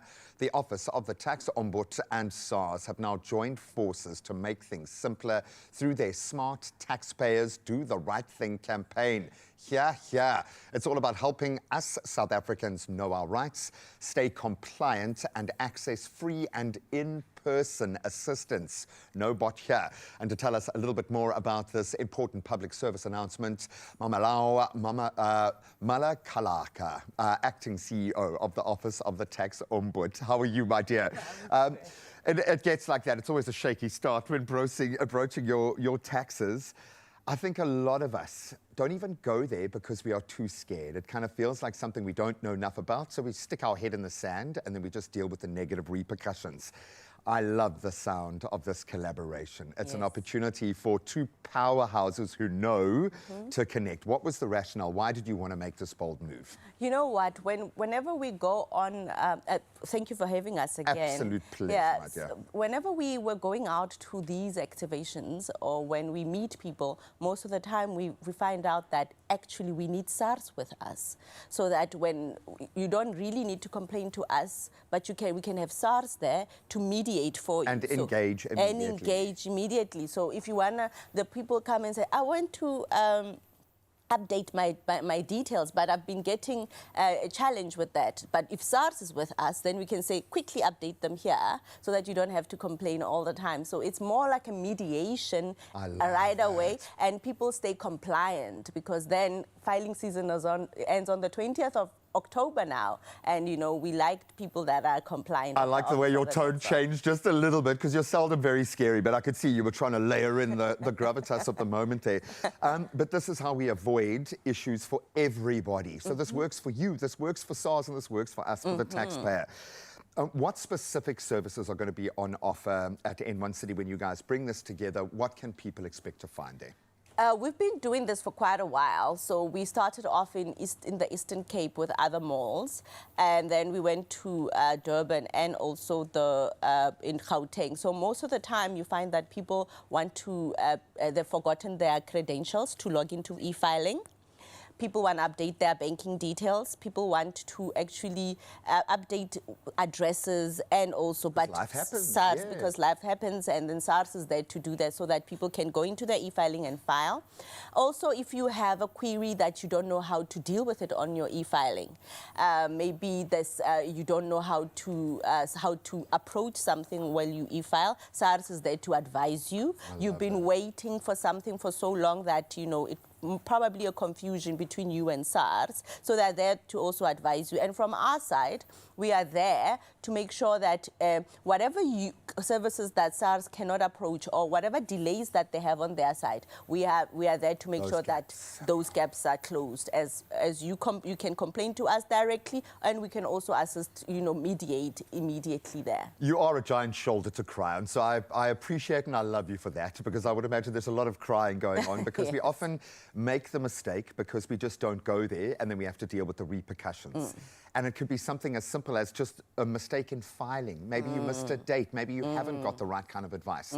Why is this so important? When we talk about compliance, it's a gateway. Once you're through it, you are so free and happy, and it's an amazing feeling. But so many of us sit on the wrong side. Why do we need to up our game?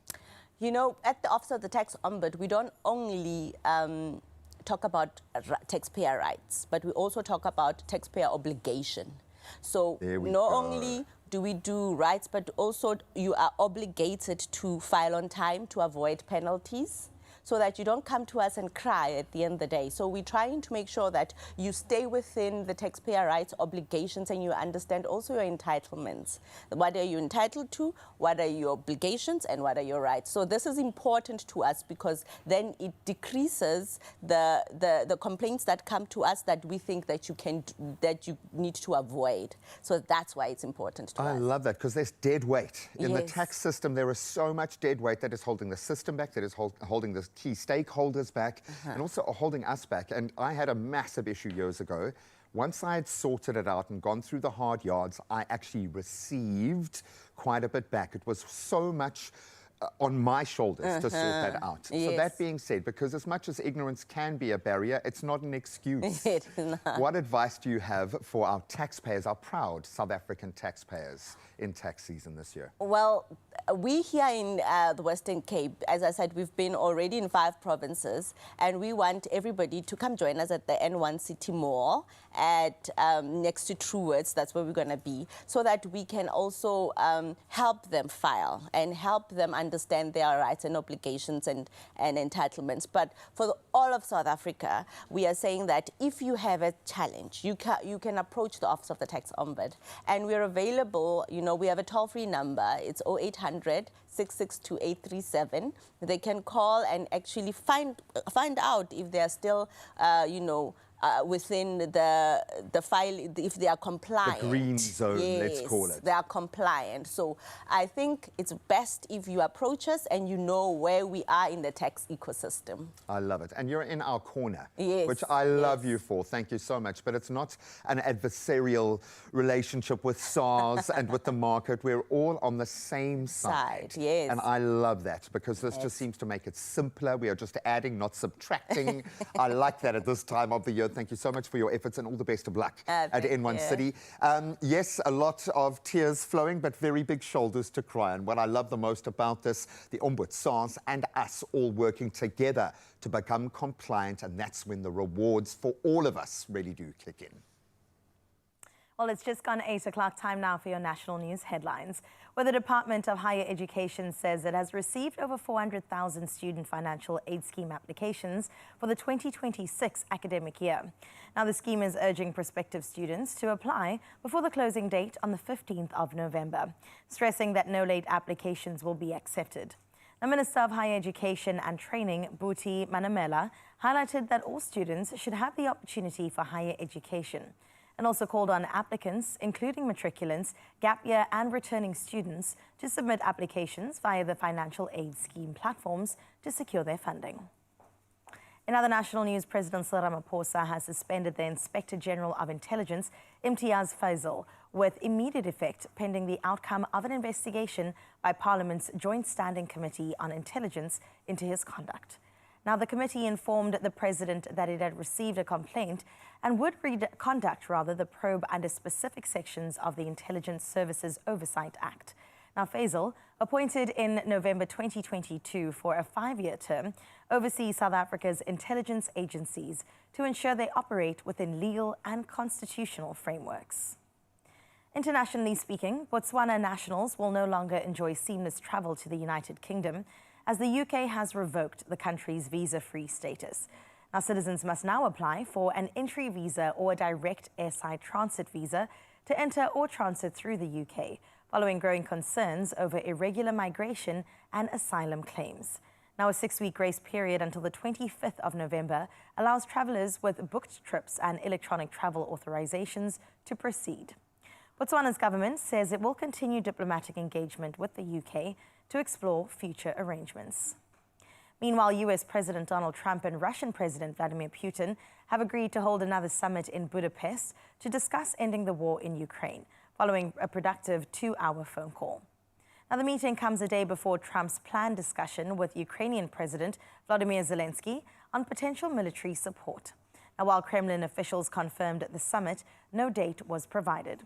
Now, the announcement has raised questions about immediate Western aid to Ukraine and stirred European concerns, as Hungary's ties with Russia complicate the geopolitical landscape and Zelensky's efforts for long-range missile support.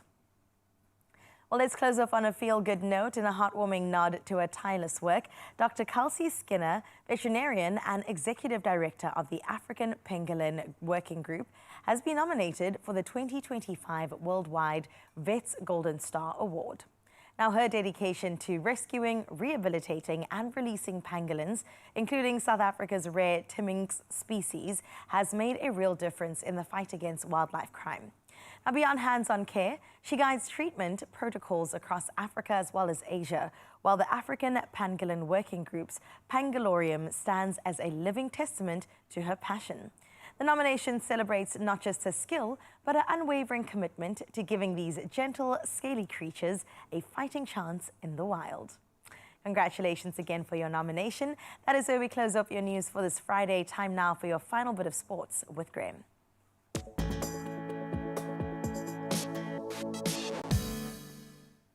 Thank you so much. Let's dive right back into the Cricketing World Cup. And at least we got some action between the rain yesterday, and that's all she needed. Captain Alyssa Healy did it again, smashing an unbeaten 113, her second consecutive century. That as Australia thrashed Bangladesh by 10 wickets to secure a Women's World Cup semi-final spot. Partner Phoebe Litchfield added 84 not out in a dominant chase of 199. And laying the groundwork, the spinners Ashley Gardner, Alana King and Georgia Wareham took 2 wickets each. I think definitely the favourites now. Now let's get into some rugby. And the Sharks, well, look like the Springboks now. They've named a powerhouse side for Saturday's URC clash with Ulster, welcoming back the Boks, Sia Khaleesi, Ibn Etzebeth, Andre Esterhazen, Oxen Chair and Grant Williams. Wow. Fly-half Sia Masuku, he starts, while Jaden and Jordan Hendricks, they join Lucanio Arm on a very strong bench. It's pretty much a Springboks side. Now let's get into some golf, and what a round for Shane Lowry yesterday. He fired a flawless 8-under par 64 to lead the DP World India Championships after the first round in Delhi. The Irishman carded 5 straight birdies on that back nine to edge out Japan's Keita Nakajima by 1. Rory McIlroy, he shot a cautious 3-under 69, leaving his driver, quote, asleep in the locker. So we'll certainly watch him kick in today. Now, let's get back into cricketing news off the pitch, though, and congratulations as Cricket South Africa's named Mark Ackerman captain of both the SAA squads for their upcoming India tour.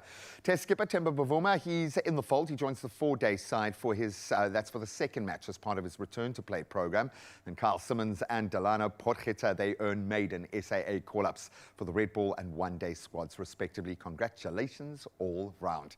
That's where we leave our sport on the foot of the weekend. Let's see how the roads are looking at this point to see if there's anything to report on.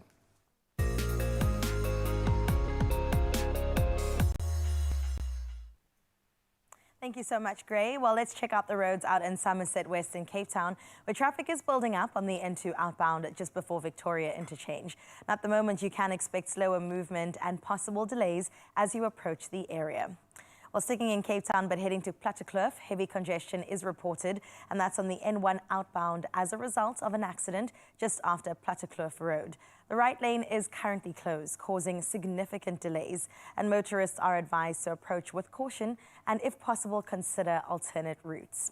Wherever the road leads you this Friday and this weekend, remember to always stay alert and arrive alive.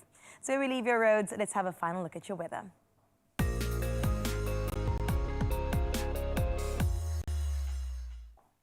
The South African Weather Service has issued a yellow level 2 warning for severe thunderstorms over northeastern Mpumalanga and the central and eastern parts of Limpopo. Now, heavy downpours may cause localized flooding, while strong winds, small hail and excessive lightning could damage property.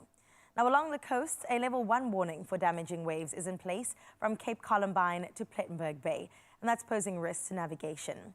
Moving further inland, extremely high fire danger persists across parts of the northwest, the Free State, Limpopo, Mpumalanga, as well as Gauteng.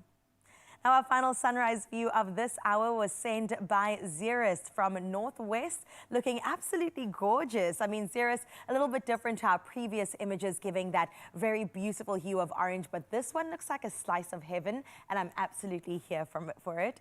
Well, listen, out in the Northwest, 31 degrees is what you can expect in your side of town. So thank you so much for sharing what that weather actually looks like. And remember that you can keep snapping away over this weekend and then send it through to 063 036 9649. We would love to see what it looks like through your beautiful eyes. For now, let's have a final look at our temperatures so that you can prepare for the pre-weekend.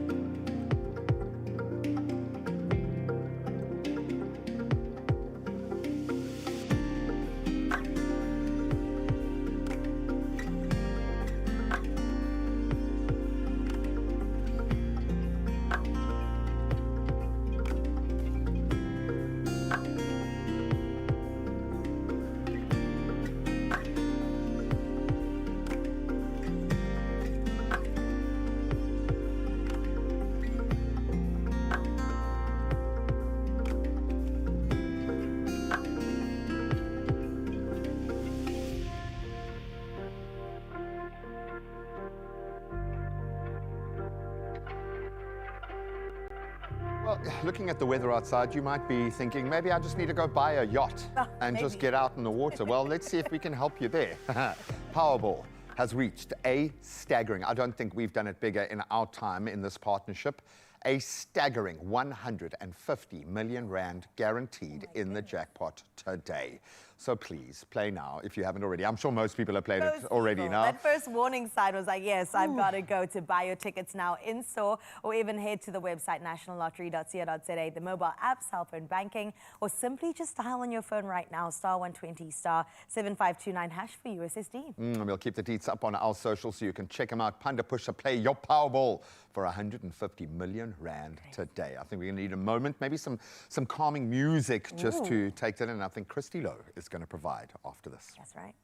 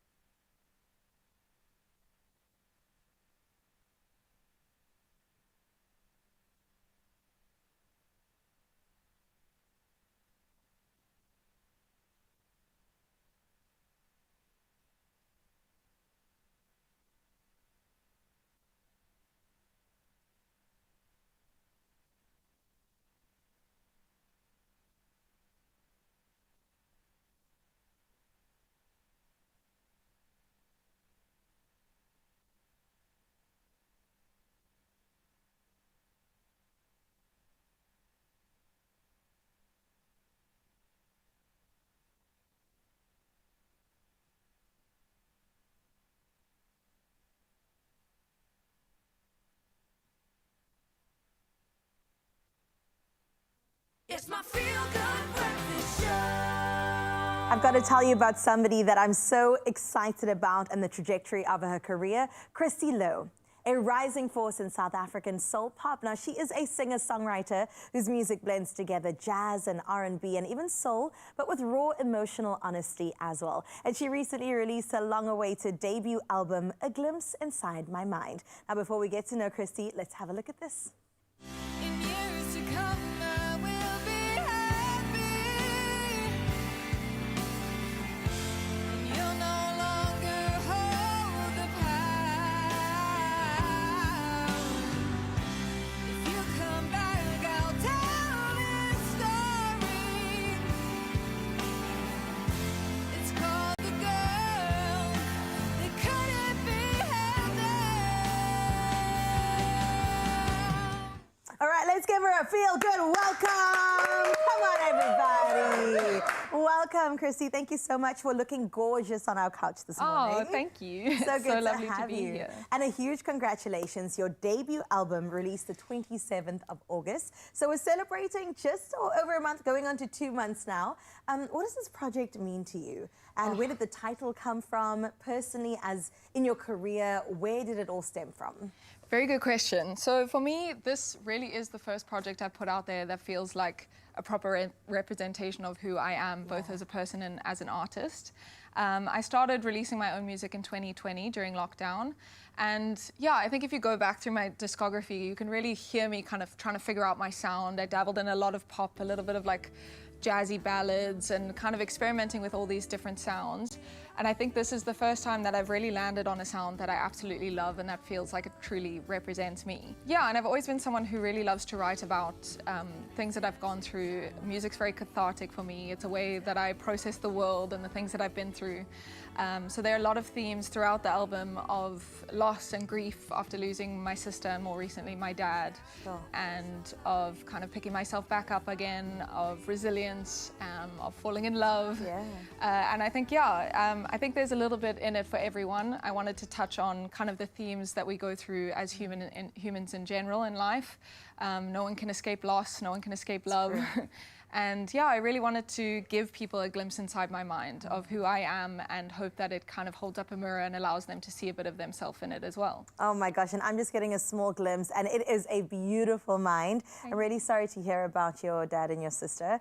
Being a woman. Yes. And being a woman in life, in your career, in your relationships with your family and beyond, it is a very intricate and complicated relationship. So tell me more about this track. So being a woman is kind of a reflection on my experience as a woman in this world, but it's also, I wanted to write something that kind of gives a voice to other people as well. And I think one of the things that I've kind of started to notice in my life as a woman and as I've gotten older is how we're expected to kind of perform these certain roles. So it really is a reflection on that, and looking at the verse kind of looks at the different things that have been said to me over time, like make a bit of effort, like tie up your hair, did you pick up weight, you know, oh, I'm just making sure you take care of yourself, you know. And it's looking at those kind of comments and how no matter what you do or who you are, you're never going to be able to please everyone. And then the chorus kind of sums that all up and says being a woman is a performance. It's a paradox, you know. No matter what you do, you're either too skinny or too fat. You're either wearing too much makeup or not enough.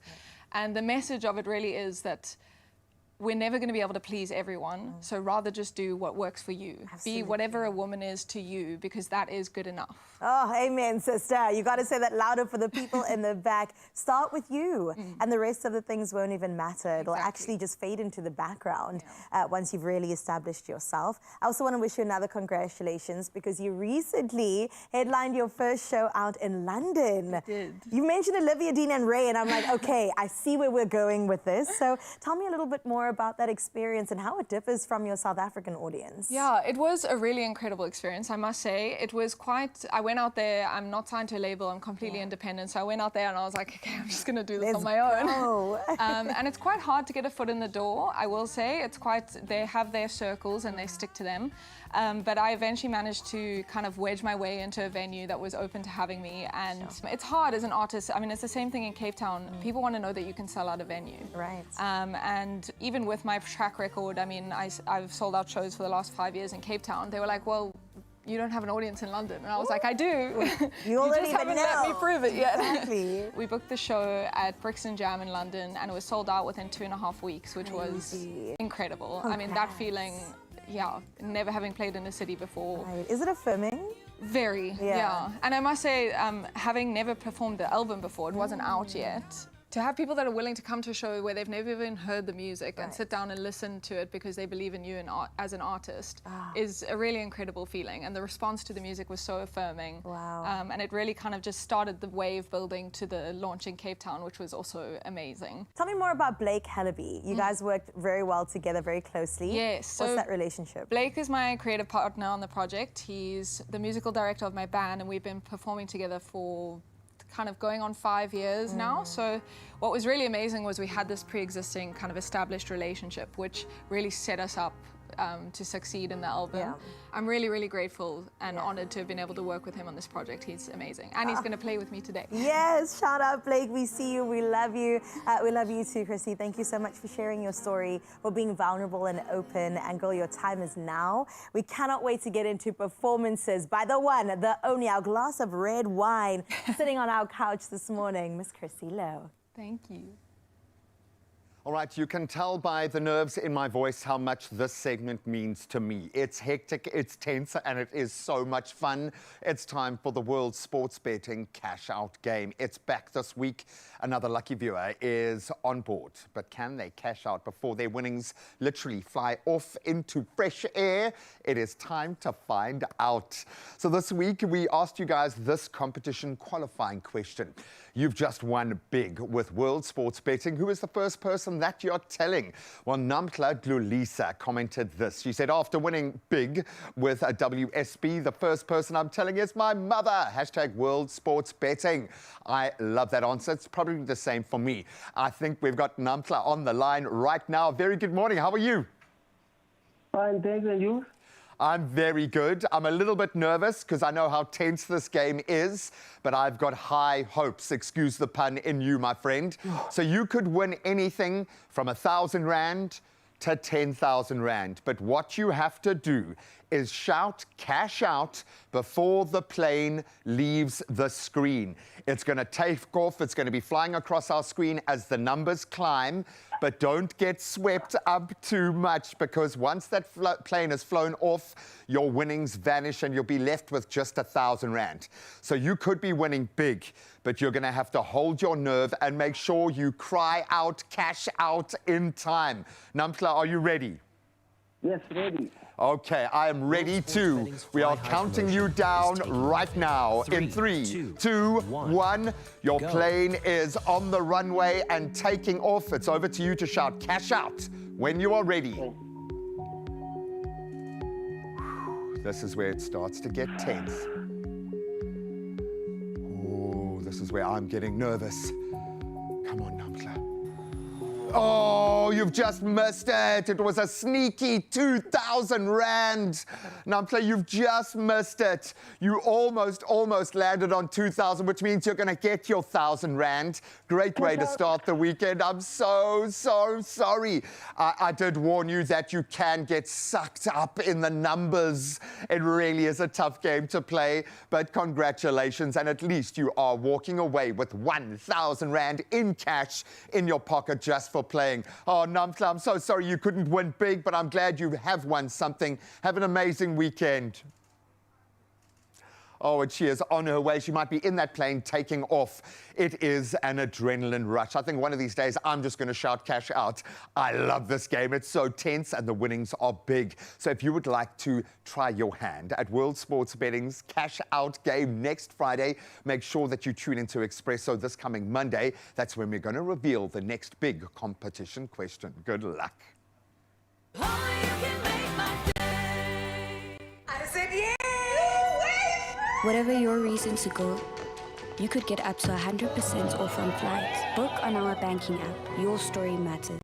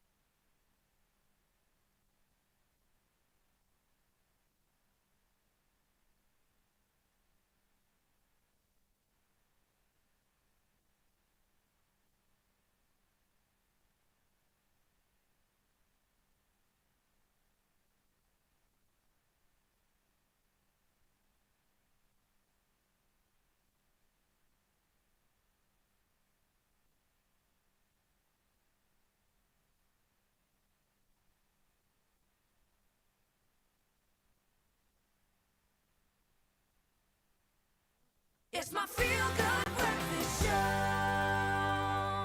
Welcome back to your Feel Good Breakfast Show. Yes, I know the setting looks a bit different, but we've just put a car in the studio and we've got right in because family life is full of surprises, from early morning school runs to spontaneous weekend escapes. And you need a ride that moves at the same pace. And that's where this beauty steps in, the Hyundai Santa Fe Hybrid. It takes the wheel, it takes the road, it takes your imagination to new places. There are so many cool, purpose-driven little bells and whistles. I love it. It is the ultimate adventure SUV, clearly built for comfort, for confidence out in the open road, and I think every journey in between. Yes. I'm thinking, as a parent, this is gold. Right, look how much space you have back there, I'm Graham. loving this. I feel like I'm in like a VIP cinema seat right now. That's what it feels like. Everything is set up for me. Absolutely beautiful. And I think one of the first things you notice about the Santa Fe Hybrid is just how much space there is. When they say 7-seater, they might be underselling it. There might be a bit more. You could fit a bed in the back here. Everything for the kids, the dogs, the golf bag, the surfboard, and the night sky. I'm thinking to go to a game park or something with this car would be the ultimate. Absolutely beautiful. Oh, I I'm love here this. for it. And listen, comfort-wise, it is next level. As you can tell, we have relaxed like times 100. You've got ventilated front seats, smart interior design, and that panoramic sunroof that you can access right here. And of course, you can just close it very easily with the button, but we want it all the way open. And I like the fact that the kids and whoever's in seat number 7 also gets to enjoy the beautiful view. But it just opens the space up. Come on. You just have them screaming, "Are we there yet?" in the back. But listen, the journey is as much as fun as the destination. And obviously from a parent's perspective, but anyone on a South African road wants to know that safety is in the bag. And what really makes the Santa Fe stand out is how safe and smart it is. That combination loaded with Hyundai's advanced safety suite. Things like forward collision avoidance assist, blind spot detection, and rear cross traffic alert. This is a level of coverage that I don't think I've experienced in one car before. Maybe a little element here and there, but this is one complete package. It's Yeah, brilliant. you feel safe while driving, which is exactly what you want, so that you can actually focus on enjoying the company and time with the precious cargo within the car, okay? You want that peace of mind as you're moving on through. I love this. I think we could probably sit here for the next 3 hours looking at little things like, I mean, come on, it's got a shade. And I know in this hyper-technologically driven world, that should be the last thing that I notice, but it's the practicality of this. When we talk about bells and whistles, don't do it for the sake of. Everything must be informed for a reason, and this looks like it was designed by a parent who wants to drive a bit faster and look a bit better. Exactly. So whether it's a cross-country adventure or just your everyday drive, you're allowed to do that too in this car. This vehicle is built to make every moment on the road just feel effortless. I mean, come on. Oh, it's beautiful. It's for comfort, it's for space, and it's for safety, all wrapped up in one beautiful, one seriously good-looking SUV. So stick around. A little bit later, we're going to take a closer look at the back and a few other angles and exactly how it handles family life, adventure, and all. It actually asks you to go on adventure. I think when you turn it on, it says, let's go.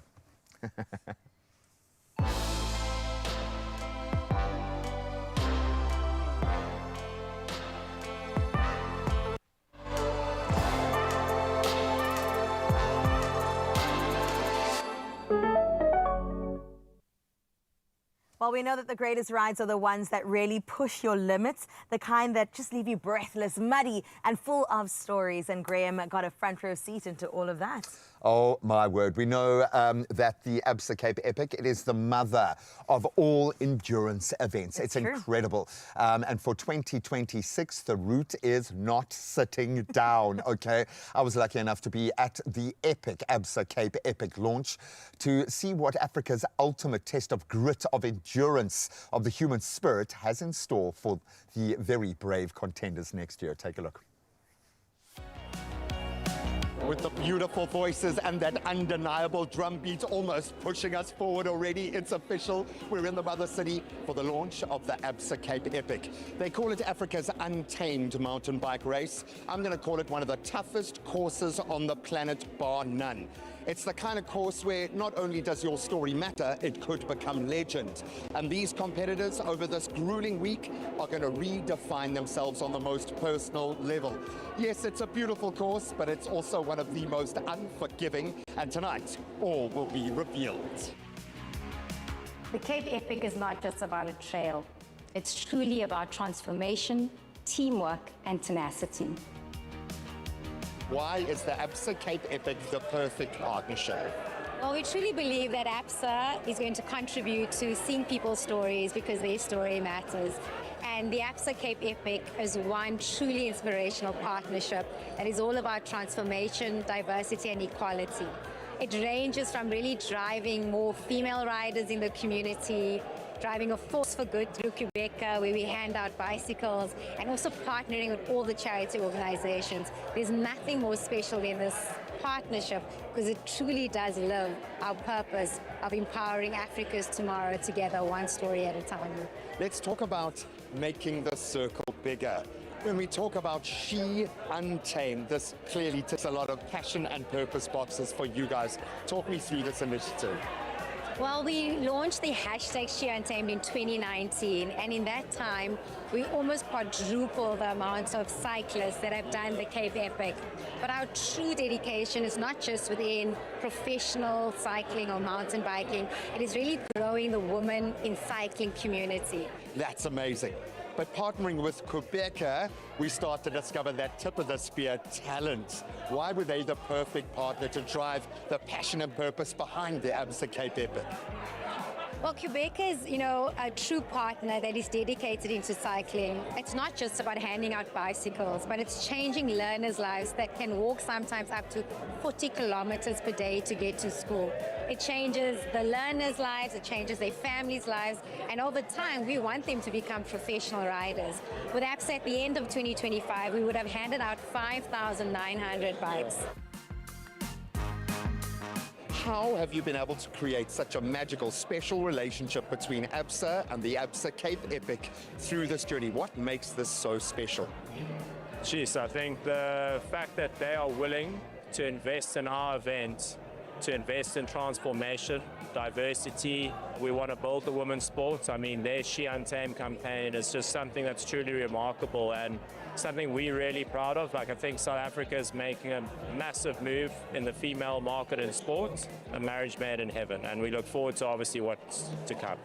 I've been fortunate to travel the world, see various sporting events, and this event for me is the closest to my heart. What it does for people's lives, it changes them dramatically, and it's for us to be involved in that, to be able to give back and support that, that is something that's truly special. Letero, thank you so much for being here. Really a pleasure. For adding your voice to the chorus of female voices. Yeah. Let's talk about that for a second, making the circle bigger. How are you feeling about how women have been positioned in the sport tonight? It's been absolutely incredible to be part of this journey. It's been a long journey. My relationship with this particular race, the ABSA Cape Epic, dates back to 2012. Back then, no women of color had ever tackled the ABSA Cape Epic. And that's why in 2013, I was one of the first 3 black women that took part in the event. And to date, just to see the circle get bigger year by year has been absolute. It's been one of the most humbling experiences of my life. I must tell you, I was blown away by the experience this year. The way that the organizers treat the riders, the experience they create, the camaraderie, I'm getting emotional just thinking about it now. The fact that there's this unbelievable spirit and vibe amongst the riders, and you're really challenging yourself to do something that very few people do, and that you wouldn't really get up on any day and say, I'm going to go try and test my limits. But the ABSA Cape Epic does that. And by completing it, by doing it, you learn so much about yourself. I rode it with my oldest friend, and we had the most amazing time. And I, every time I think about the ABSA Cape Epic, I get emotional because it was a fantastic experience. With the epic route for the Absa Cape Epic 2026 now fully revealed and this very passionate community of riders now fired up, I'm starting to see this race as way more than just a race. I think it's the ultimate test of resilience of the human spirit. And Absa are proving their commitment to our story through their journey. They are honoring the passion, the sacrifice of every one of these riders as they take on probably the odyssey of a lifetime. I don't know why I'm nervous. I'm not even riding the route. It looks insane, and yes, there are a couple of downhills. In fact, I heard that there are more downhills than uphills, but don't take that as the gospel. Absolutely amazing. The route is revealed. Stay safe out there and enjoy the countdown to 2026. We are ready for the grit, for the glory, and every epic moment to come. I said yes! Whatever your reason to go, you could get up to 100% off on flights. Book on our banking app. Your story matters.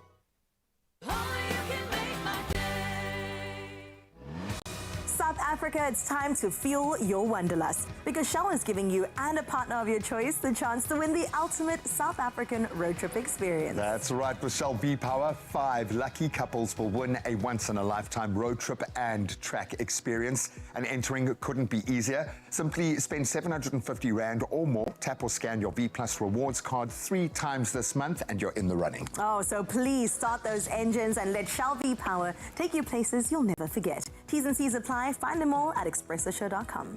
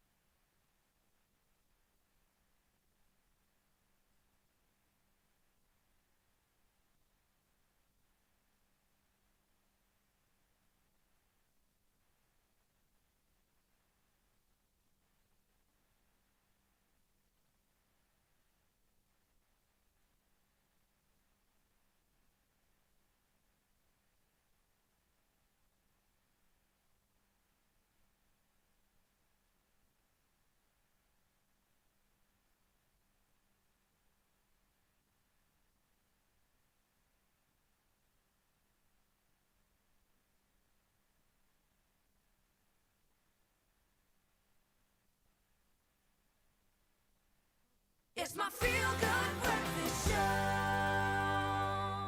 Family adventures, they are a beckoning, and they come in all shapes and sizes. So welcome back to your family and from ours, because we are feeling like a family ready to take an adventure right now. We know it comes in all shapes and sizes, yes, just like our cars, from road trips to Saturday sports runs, maybe even those everyday dashes out of the door. The Hyundai Santa Fe Hybrid is made for, well, just about everything, I would say so. So sign me up. Smart, spacious, and effortlessly stylish. It's the SUV that keeps pace with your family every single changing rhythm. So let's get straight into it, especially talking about the outside area. The smart power tailgate just makes life really easy. So I'm going to show you exactly how we're opening. No fumbling Where your keys keys, and you're not getting dropping your frustrated with my shopping or anything. groceries. Okay, I'm here. One button, press, stand back, and admire. Dun, dun, dun. Okay, it doesn't talk to you like Kit from Knight Rider, unfortunately, but it does act very similar. Does. Look at the space revealed. I love this. Can I just talk about something simple here? If you're going to have a 7-seater or anything that converts, it means that this is going to take a load. Yeah. The fact that they've thought about protecting essential bits from wear and tear, just a little bit of Velcro goes a long way. It's this kind of depth of thinking and testing a product for a parent. I don't know why I feel like this is the ultimate parent's tool, but you often have to make a change. Now, suddenly your son's got someone else coming home with him, and you've got 3 times the amount of school stuff and cricket bags, and you need to be able to convert. So we've got a flat seat. Look at how easy we can just pull this up. One click, goes back. And that's for regular seating, and then you can take it right back, because we'd be chilling and we reclining, okay? Because you can, and then it just releases all the way back. Super, super simple. Normal seating. Now, we want to take this a step further and create even more space. Okay, so I'm going to open a door back here, and I'm going to press just this one little button. Dun, dun, dun. Crazy. Hey, that is very dramatic and a lot of fun to do. I would imagine my kids would want to take care of that part of the process. Really, really simple. You just push it back in. You can then adjust a height accordingly. Absolutely love the adaptability of this. Beautiful. Its sleek design as well makes it just so beautiful and effortless to even pack groceries, have your school bags, weekend camping gear, everything with you right here. And inside, it's all about comfort, plenty of legroom as you saw earlier for every single row. And the third row isn't cramped at all. Seats fold completely flat when you need more packing space, which is exactly what you can see here. It's like a little adventure van, but like obviously an SUV form. I was going to say, it's like a combi that went to like SEAL training. Yeah, well, it might have gone to private school first to get its education, build its technical background, then it went and trained with the SAS or something to make it adventure ready, because it's the level of practicality in and amongst all of the technology that stands out for me. Practical, powerful, and packed with features that make every family adventure smoother. I think all of those mistakes you've made, the things that you forgot, the stuff that you didn't do, you will do with this. Love it. That's so true, and that is why the Hyundai Santa Fe Hybrid isn't just another SUV, it's the family adventure that you've been waiting for and the SUV that you want to take along with you on your next adventure. So wherever you are headed next, make sure that you are there in comfort and style and confidence.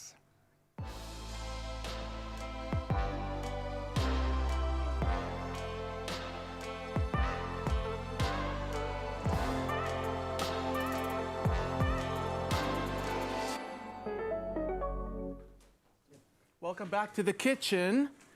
If you joined us a little earlier, you saw us making the most delicious savory flapjacks with a decadent chutney. Right now, we are going straight to Burfi, my absolute favorite. But sorry, I'm saying it wrong. No, you got to. I say barfi. Barfi. Barfi. But I mean, you can. Burfi. I'm not going to judge you. No judgment. No judgment. Never. All right, so Yashna's back in the kitchen taking us through her signature barfi that I love because I've experienced so much. Let's get into it because I know it's a labor of love. It has taken a few days, actually. Okay. So there's a step where you put in half of the dessert cream into the klum, and you have to kind of make breadcrumbs. So you need to leave that to dry for like 8 hours or maybe even overnight if you can. Can I also just say, like, it can only be klum? It can only be klum. I'm sorry, but... I'm not Indian and I know that. I know that. Every recipe I've ever read for barfi has shown that you need klum. They specify. So make sure you don't get it wrong. Don't get it wrong. Use it. Okay, let's get straight into it. So we've got that dessert cream, and we're going in with the... What liquid is that? Milk? So this is milk. I'm putting this into to make the syrup. Right, so we've got ghee in our pot already. Yes. You've got ghee. You're going to add in milk. And this is going to be our syrup. This is going to be the syrup. So very important that you let all the ingredients combine and then you don't overboil the syrup. Got you. So when you say don't overboil, what are we then looking for? We're looking at if you put it on the back of a spoon and if you just slide your finger, it will stay separated. Okay, but be careful because it's hot. Be careful, it's hot, but I feel like your fingers, when it comes to the kitchen... Also, moms and aunties, they don't have like sensation in the end of their fingertips because, you know... But I'm going to be very honest, this is a recipe that I love watching you make, and I like learning how to make it. There's certain recipes in life that I know I love, I'm not going to make. This is Yashna's job. This is Yashna's job, and my mom's job is Malva. That's it. But it is like, it comes with experience, doesn't it? Like I've had so many flops with barfi. I'm not even going to kid you guys that it comes out perfect every time because it doesn't. I feel like it's a bit temperamental. If you're wondering what's happening with this angelic sound in the background, it's because Yashna's birthday is so amazing. The angels are singing. It's amazing. And this recipe, you said your grand passed down to you? No, not this specifically. This I actually trialed and errored a few. I feel like I love social media, especially for their recipes. Right. So I got inspired. I saw some variations. I saw how some people made the syrup. Some people would use condensed milk instead. And so this was a recipe that I was like, you know what? Actually, this works. it's a bit foolproof. It works. A bit foolproof. It works. But it takes time. Because we've had the conversation about traditional food when it comes to Diwali, and it's not so much that it's one specific dish or a couple of specific dishes that have to feature. It's more the dishes that are passed down through family, and those what feature in your table. So especially for me, I remember growing up, like my mom and I would make sweetmeats a week before Diwali. Every night she would come home from work and we start. So maybe tonight is butter biscuits, maybe tomorrow is barfi, the next night is chana magaj. So it's those moments that I remember more than the actual. I love that. I love that. Okay, so this needs to come to a boil. We're looking for this for the beautiful dessert cream to kind of melt all Do you come have together. a whisk by any chance, Ken? Yes, yes, we do. I think it's that drawer. I'm coming. It's only just so that you can break up the cream. Right, got you. Ah, found the whisk. Thank There we you. go. I'll do this and you can hop onto that salon. Perfect, okay. Okay, we break up the cream. Yes. So in here, I'm going to add in the cardamom. I add in about a teaspoon. This for me is a flavor bomb. And also essential. Essential, Yeah. essential. In your syrup, as soon as it's done, we're going to add in rose essence. Okay, a little goes a long way. A little goes a long way. Because I sometimes use rose water. Rose water is a little bit less strong, but rose syrup is the good stuff. Oh, it smells amazing. Okay, so once, and again, we're not trying to overcook it. We're not trying to overcook it. But you would notice that. The line. Yes. There's a line, so we're good. We're good. So we're gonna start ladling a little bit. Is that right? 100%. You need to label a little because if you can put in, you can't take out. If you add too much syrup, your mixture is going to be too runny and it's not going to set. You know what else would be running? The tears down my face. We don't do that. a little bit at a time. While you're busy doing this, can I please call my other bestie, Carissa, into the kitchen? Of course. Because she's here. I can see her in the corner of my eye. Carissa, I've got an obsession with burfi. It is actually a problem. Like sometimes when the place where I buy my sweetmeats see me, they also like they stop me. Like, how much are we allowed to sell you today? I really am obsessed. Please, will you have? It's this one, right? What do we go No, for? What should we go for? I'm gonna go for the big blue. So that is with flaked almonds. Uh-huh. Oh my gosh. Traditionally, people will put the barfi in a tray and then slice it up like that. Okay. But if you have time, make individual ones. So the those little are ones are individual. I've decorated some of them with sprinkles, some of them with rose petals. You can use I almonds. love how Clem is giving me all of it. Give me all. Fine, taste them all. Wow. So that's plain. Oh, and also the finishing touch is like sparkle dust. I literally add sparkle dust to everything. As you should. As you should. I gotta try this. Oh my goodness. Oh my goodness. Is it good? This is dangerous. The sugar in there is, let's just pretend it's not there. No. When it comes to a celebration, and a celebration of light, and a celebration of love, and good triumphing over evil, this is exactly the way you want your mouth to be tasting throughout the day and throughout the celebrations. Happy Diwali to everybody celebrating. And of course, all these recipes will be found on expressoshow.com, deserving of yet another bite. Cheers, Kim. Yash. Oh, you're gorgeous. Oh, thank you. Cheers, everybody. We connect more countries than any other airline. Turkish Airlines.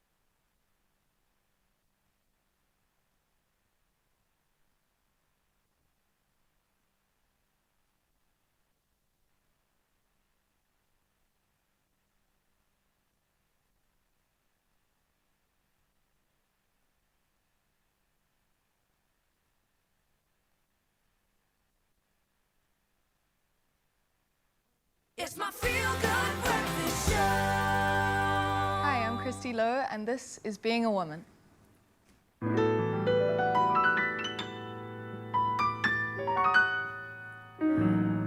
The words you hear as a girl become the chains that bind a woman.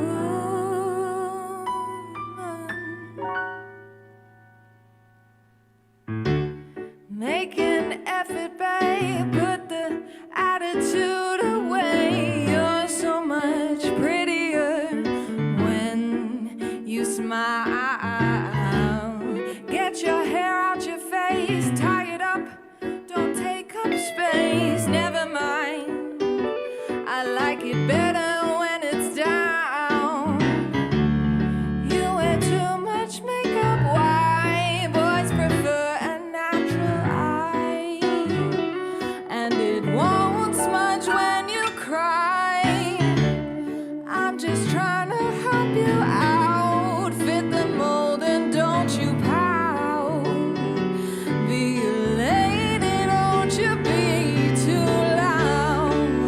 Being a woman is living a paradox. Nothing you are is just enough. Being a woman, it's a performance, a part that is written just for us.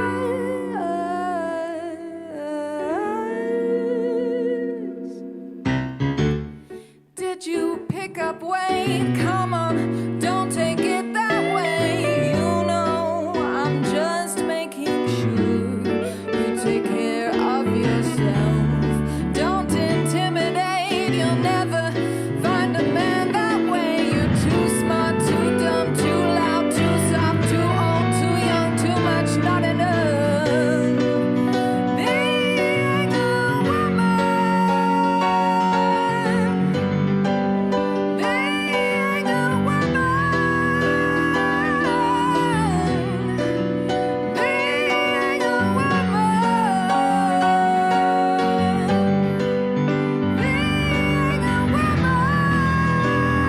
a slowly as we learn to see ourselves for who we are, we deconstruct the competition, work through all our scars. Being a woman is living a paradox. Nothing you are is just enough. Being a woman, it's a performance, a part that is written just for us. Da da da da da, da da da da,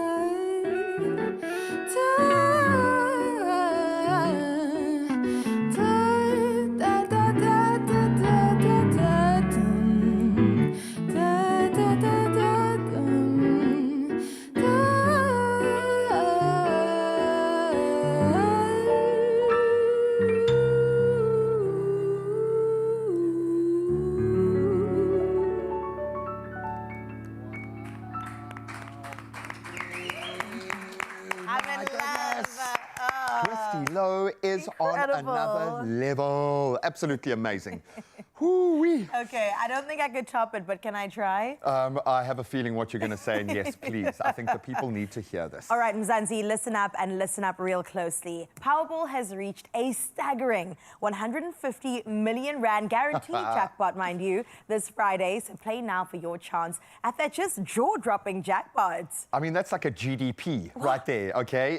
You can get your tickets in store as soon as they open. You can go online right now, nationallottery.co.za. You can use their their mobile app. You can use your own cell phone banking setup, or you can literally just dial *120 *7529# and follow the prompts. Easy. And listen, everything is on there, on your social media pages. Our social media pages at Expresso Show is where you can find it. Then Panda Pusha play Powerball for, again, that incredible 150 million rand guaranteed jackpot. It will blow your mind, but listen, once you gather it all together, please go out there and win big. I'm fine. I'm fine with 150 million rand. No, I will be fine in just a moment as Christy Lowe now performs one more time just for us. And yes, you and I Am Fine is what it's called. Take it away. Hi, my name is Christy Lowe. This is I'm Fine, a ballad about loss.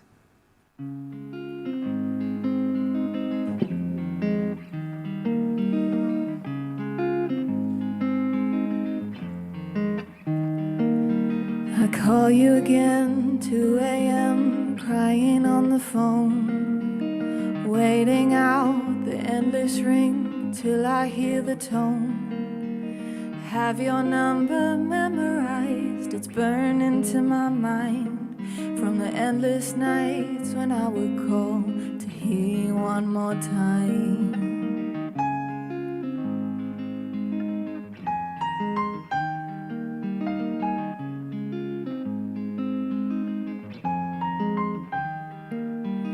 Every day when I wake up, I look into your eyes, the light behind them taunting me until I recognize the truth behind that fantasy that's hiding on my screen. It fades to black, I look away from the smile I'll never see, and I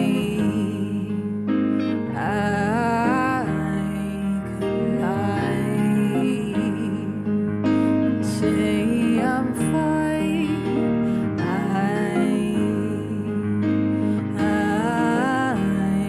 could lie and say I'm fine.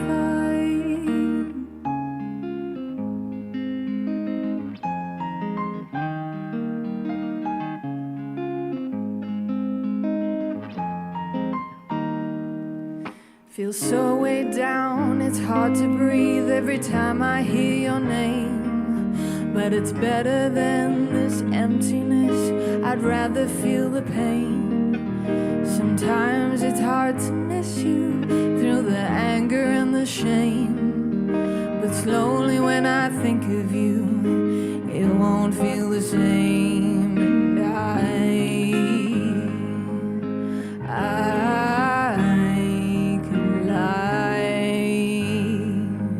And say I'm fine.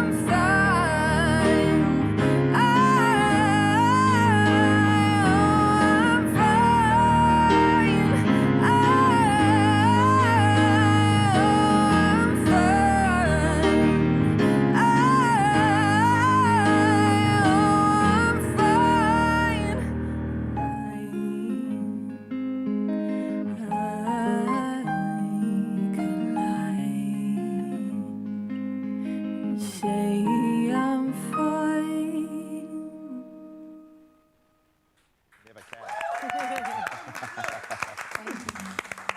Oh, I love it. Thank you so much, superstar. And the celebrations continue. You have outdone yourself in the kitchen today, girl. I turned my back for a second, and wow. Well done to our kitchen team today. Burfi done in ways that I think it needs to stay on our table like this every single day. Savory treats, a little bit of everything, but it's been a beautiful, deep cultural dive into the magic of Diwali. So thank you so much to everyone who's guided us on that journey. Oh, stunning. Shout out to Clem, shout out to Yash as well. We're preparing a feast for the 20th of October, and I think we need something for the ears right now. Let's get into another song by our gorgeous, gorgeous artist, Christy Lowe. It's called Don't Play It Cool, okay? I'll try. Hi, my name is Christy Lowe, and this is Don't Play It Cool.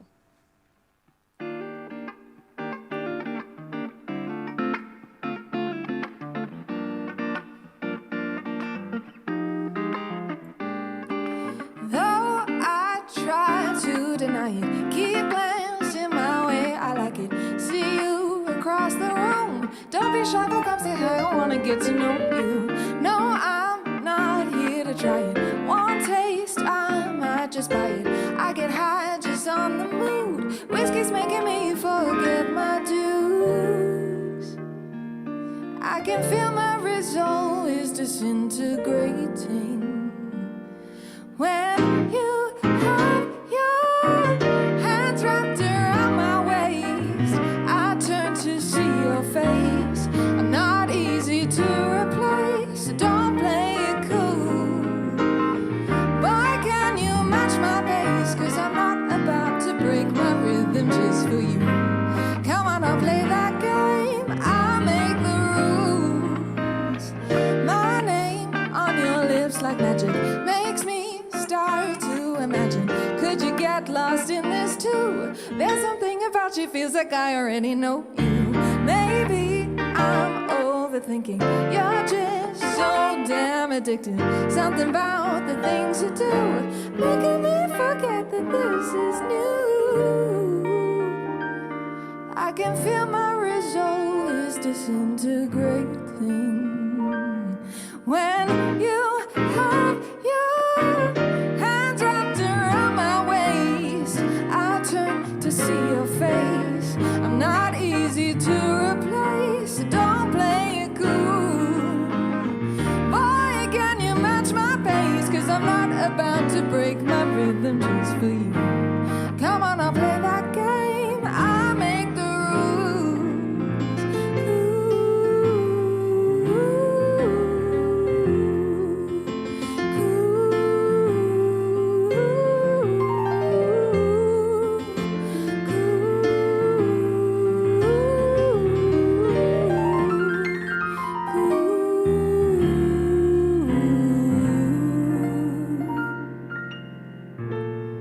hands on my waist, turn to see your face. I'm not easy to replace, don't play it cool. Another feel-good production.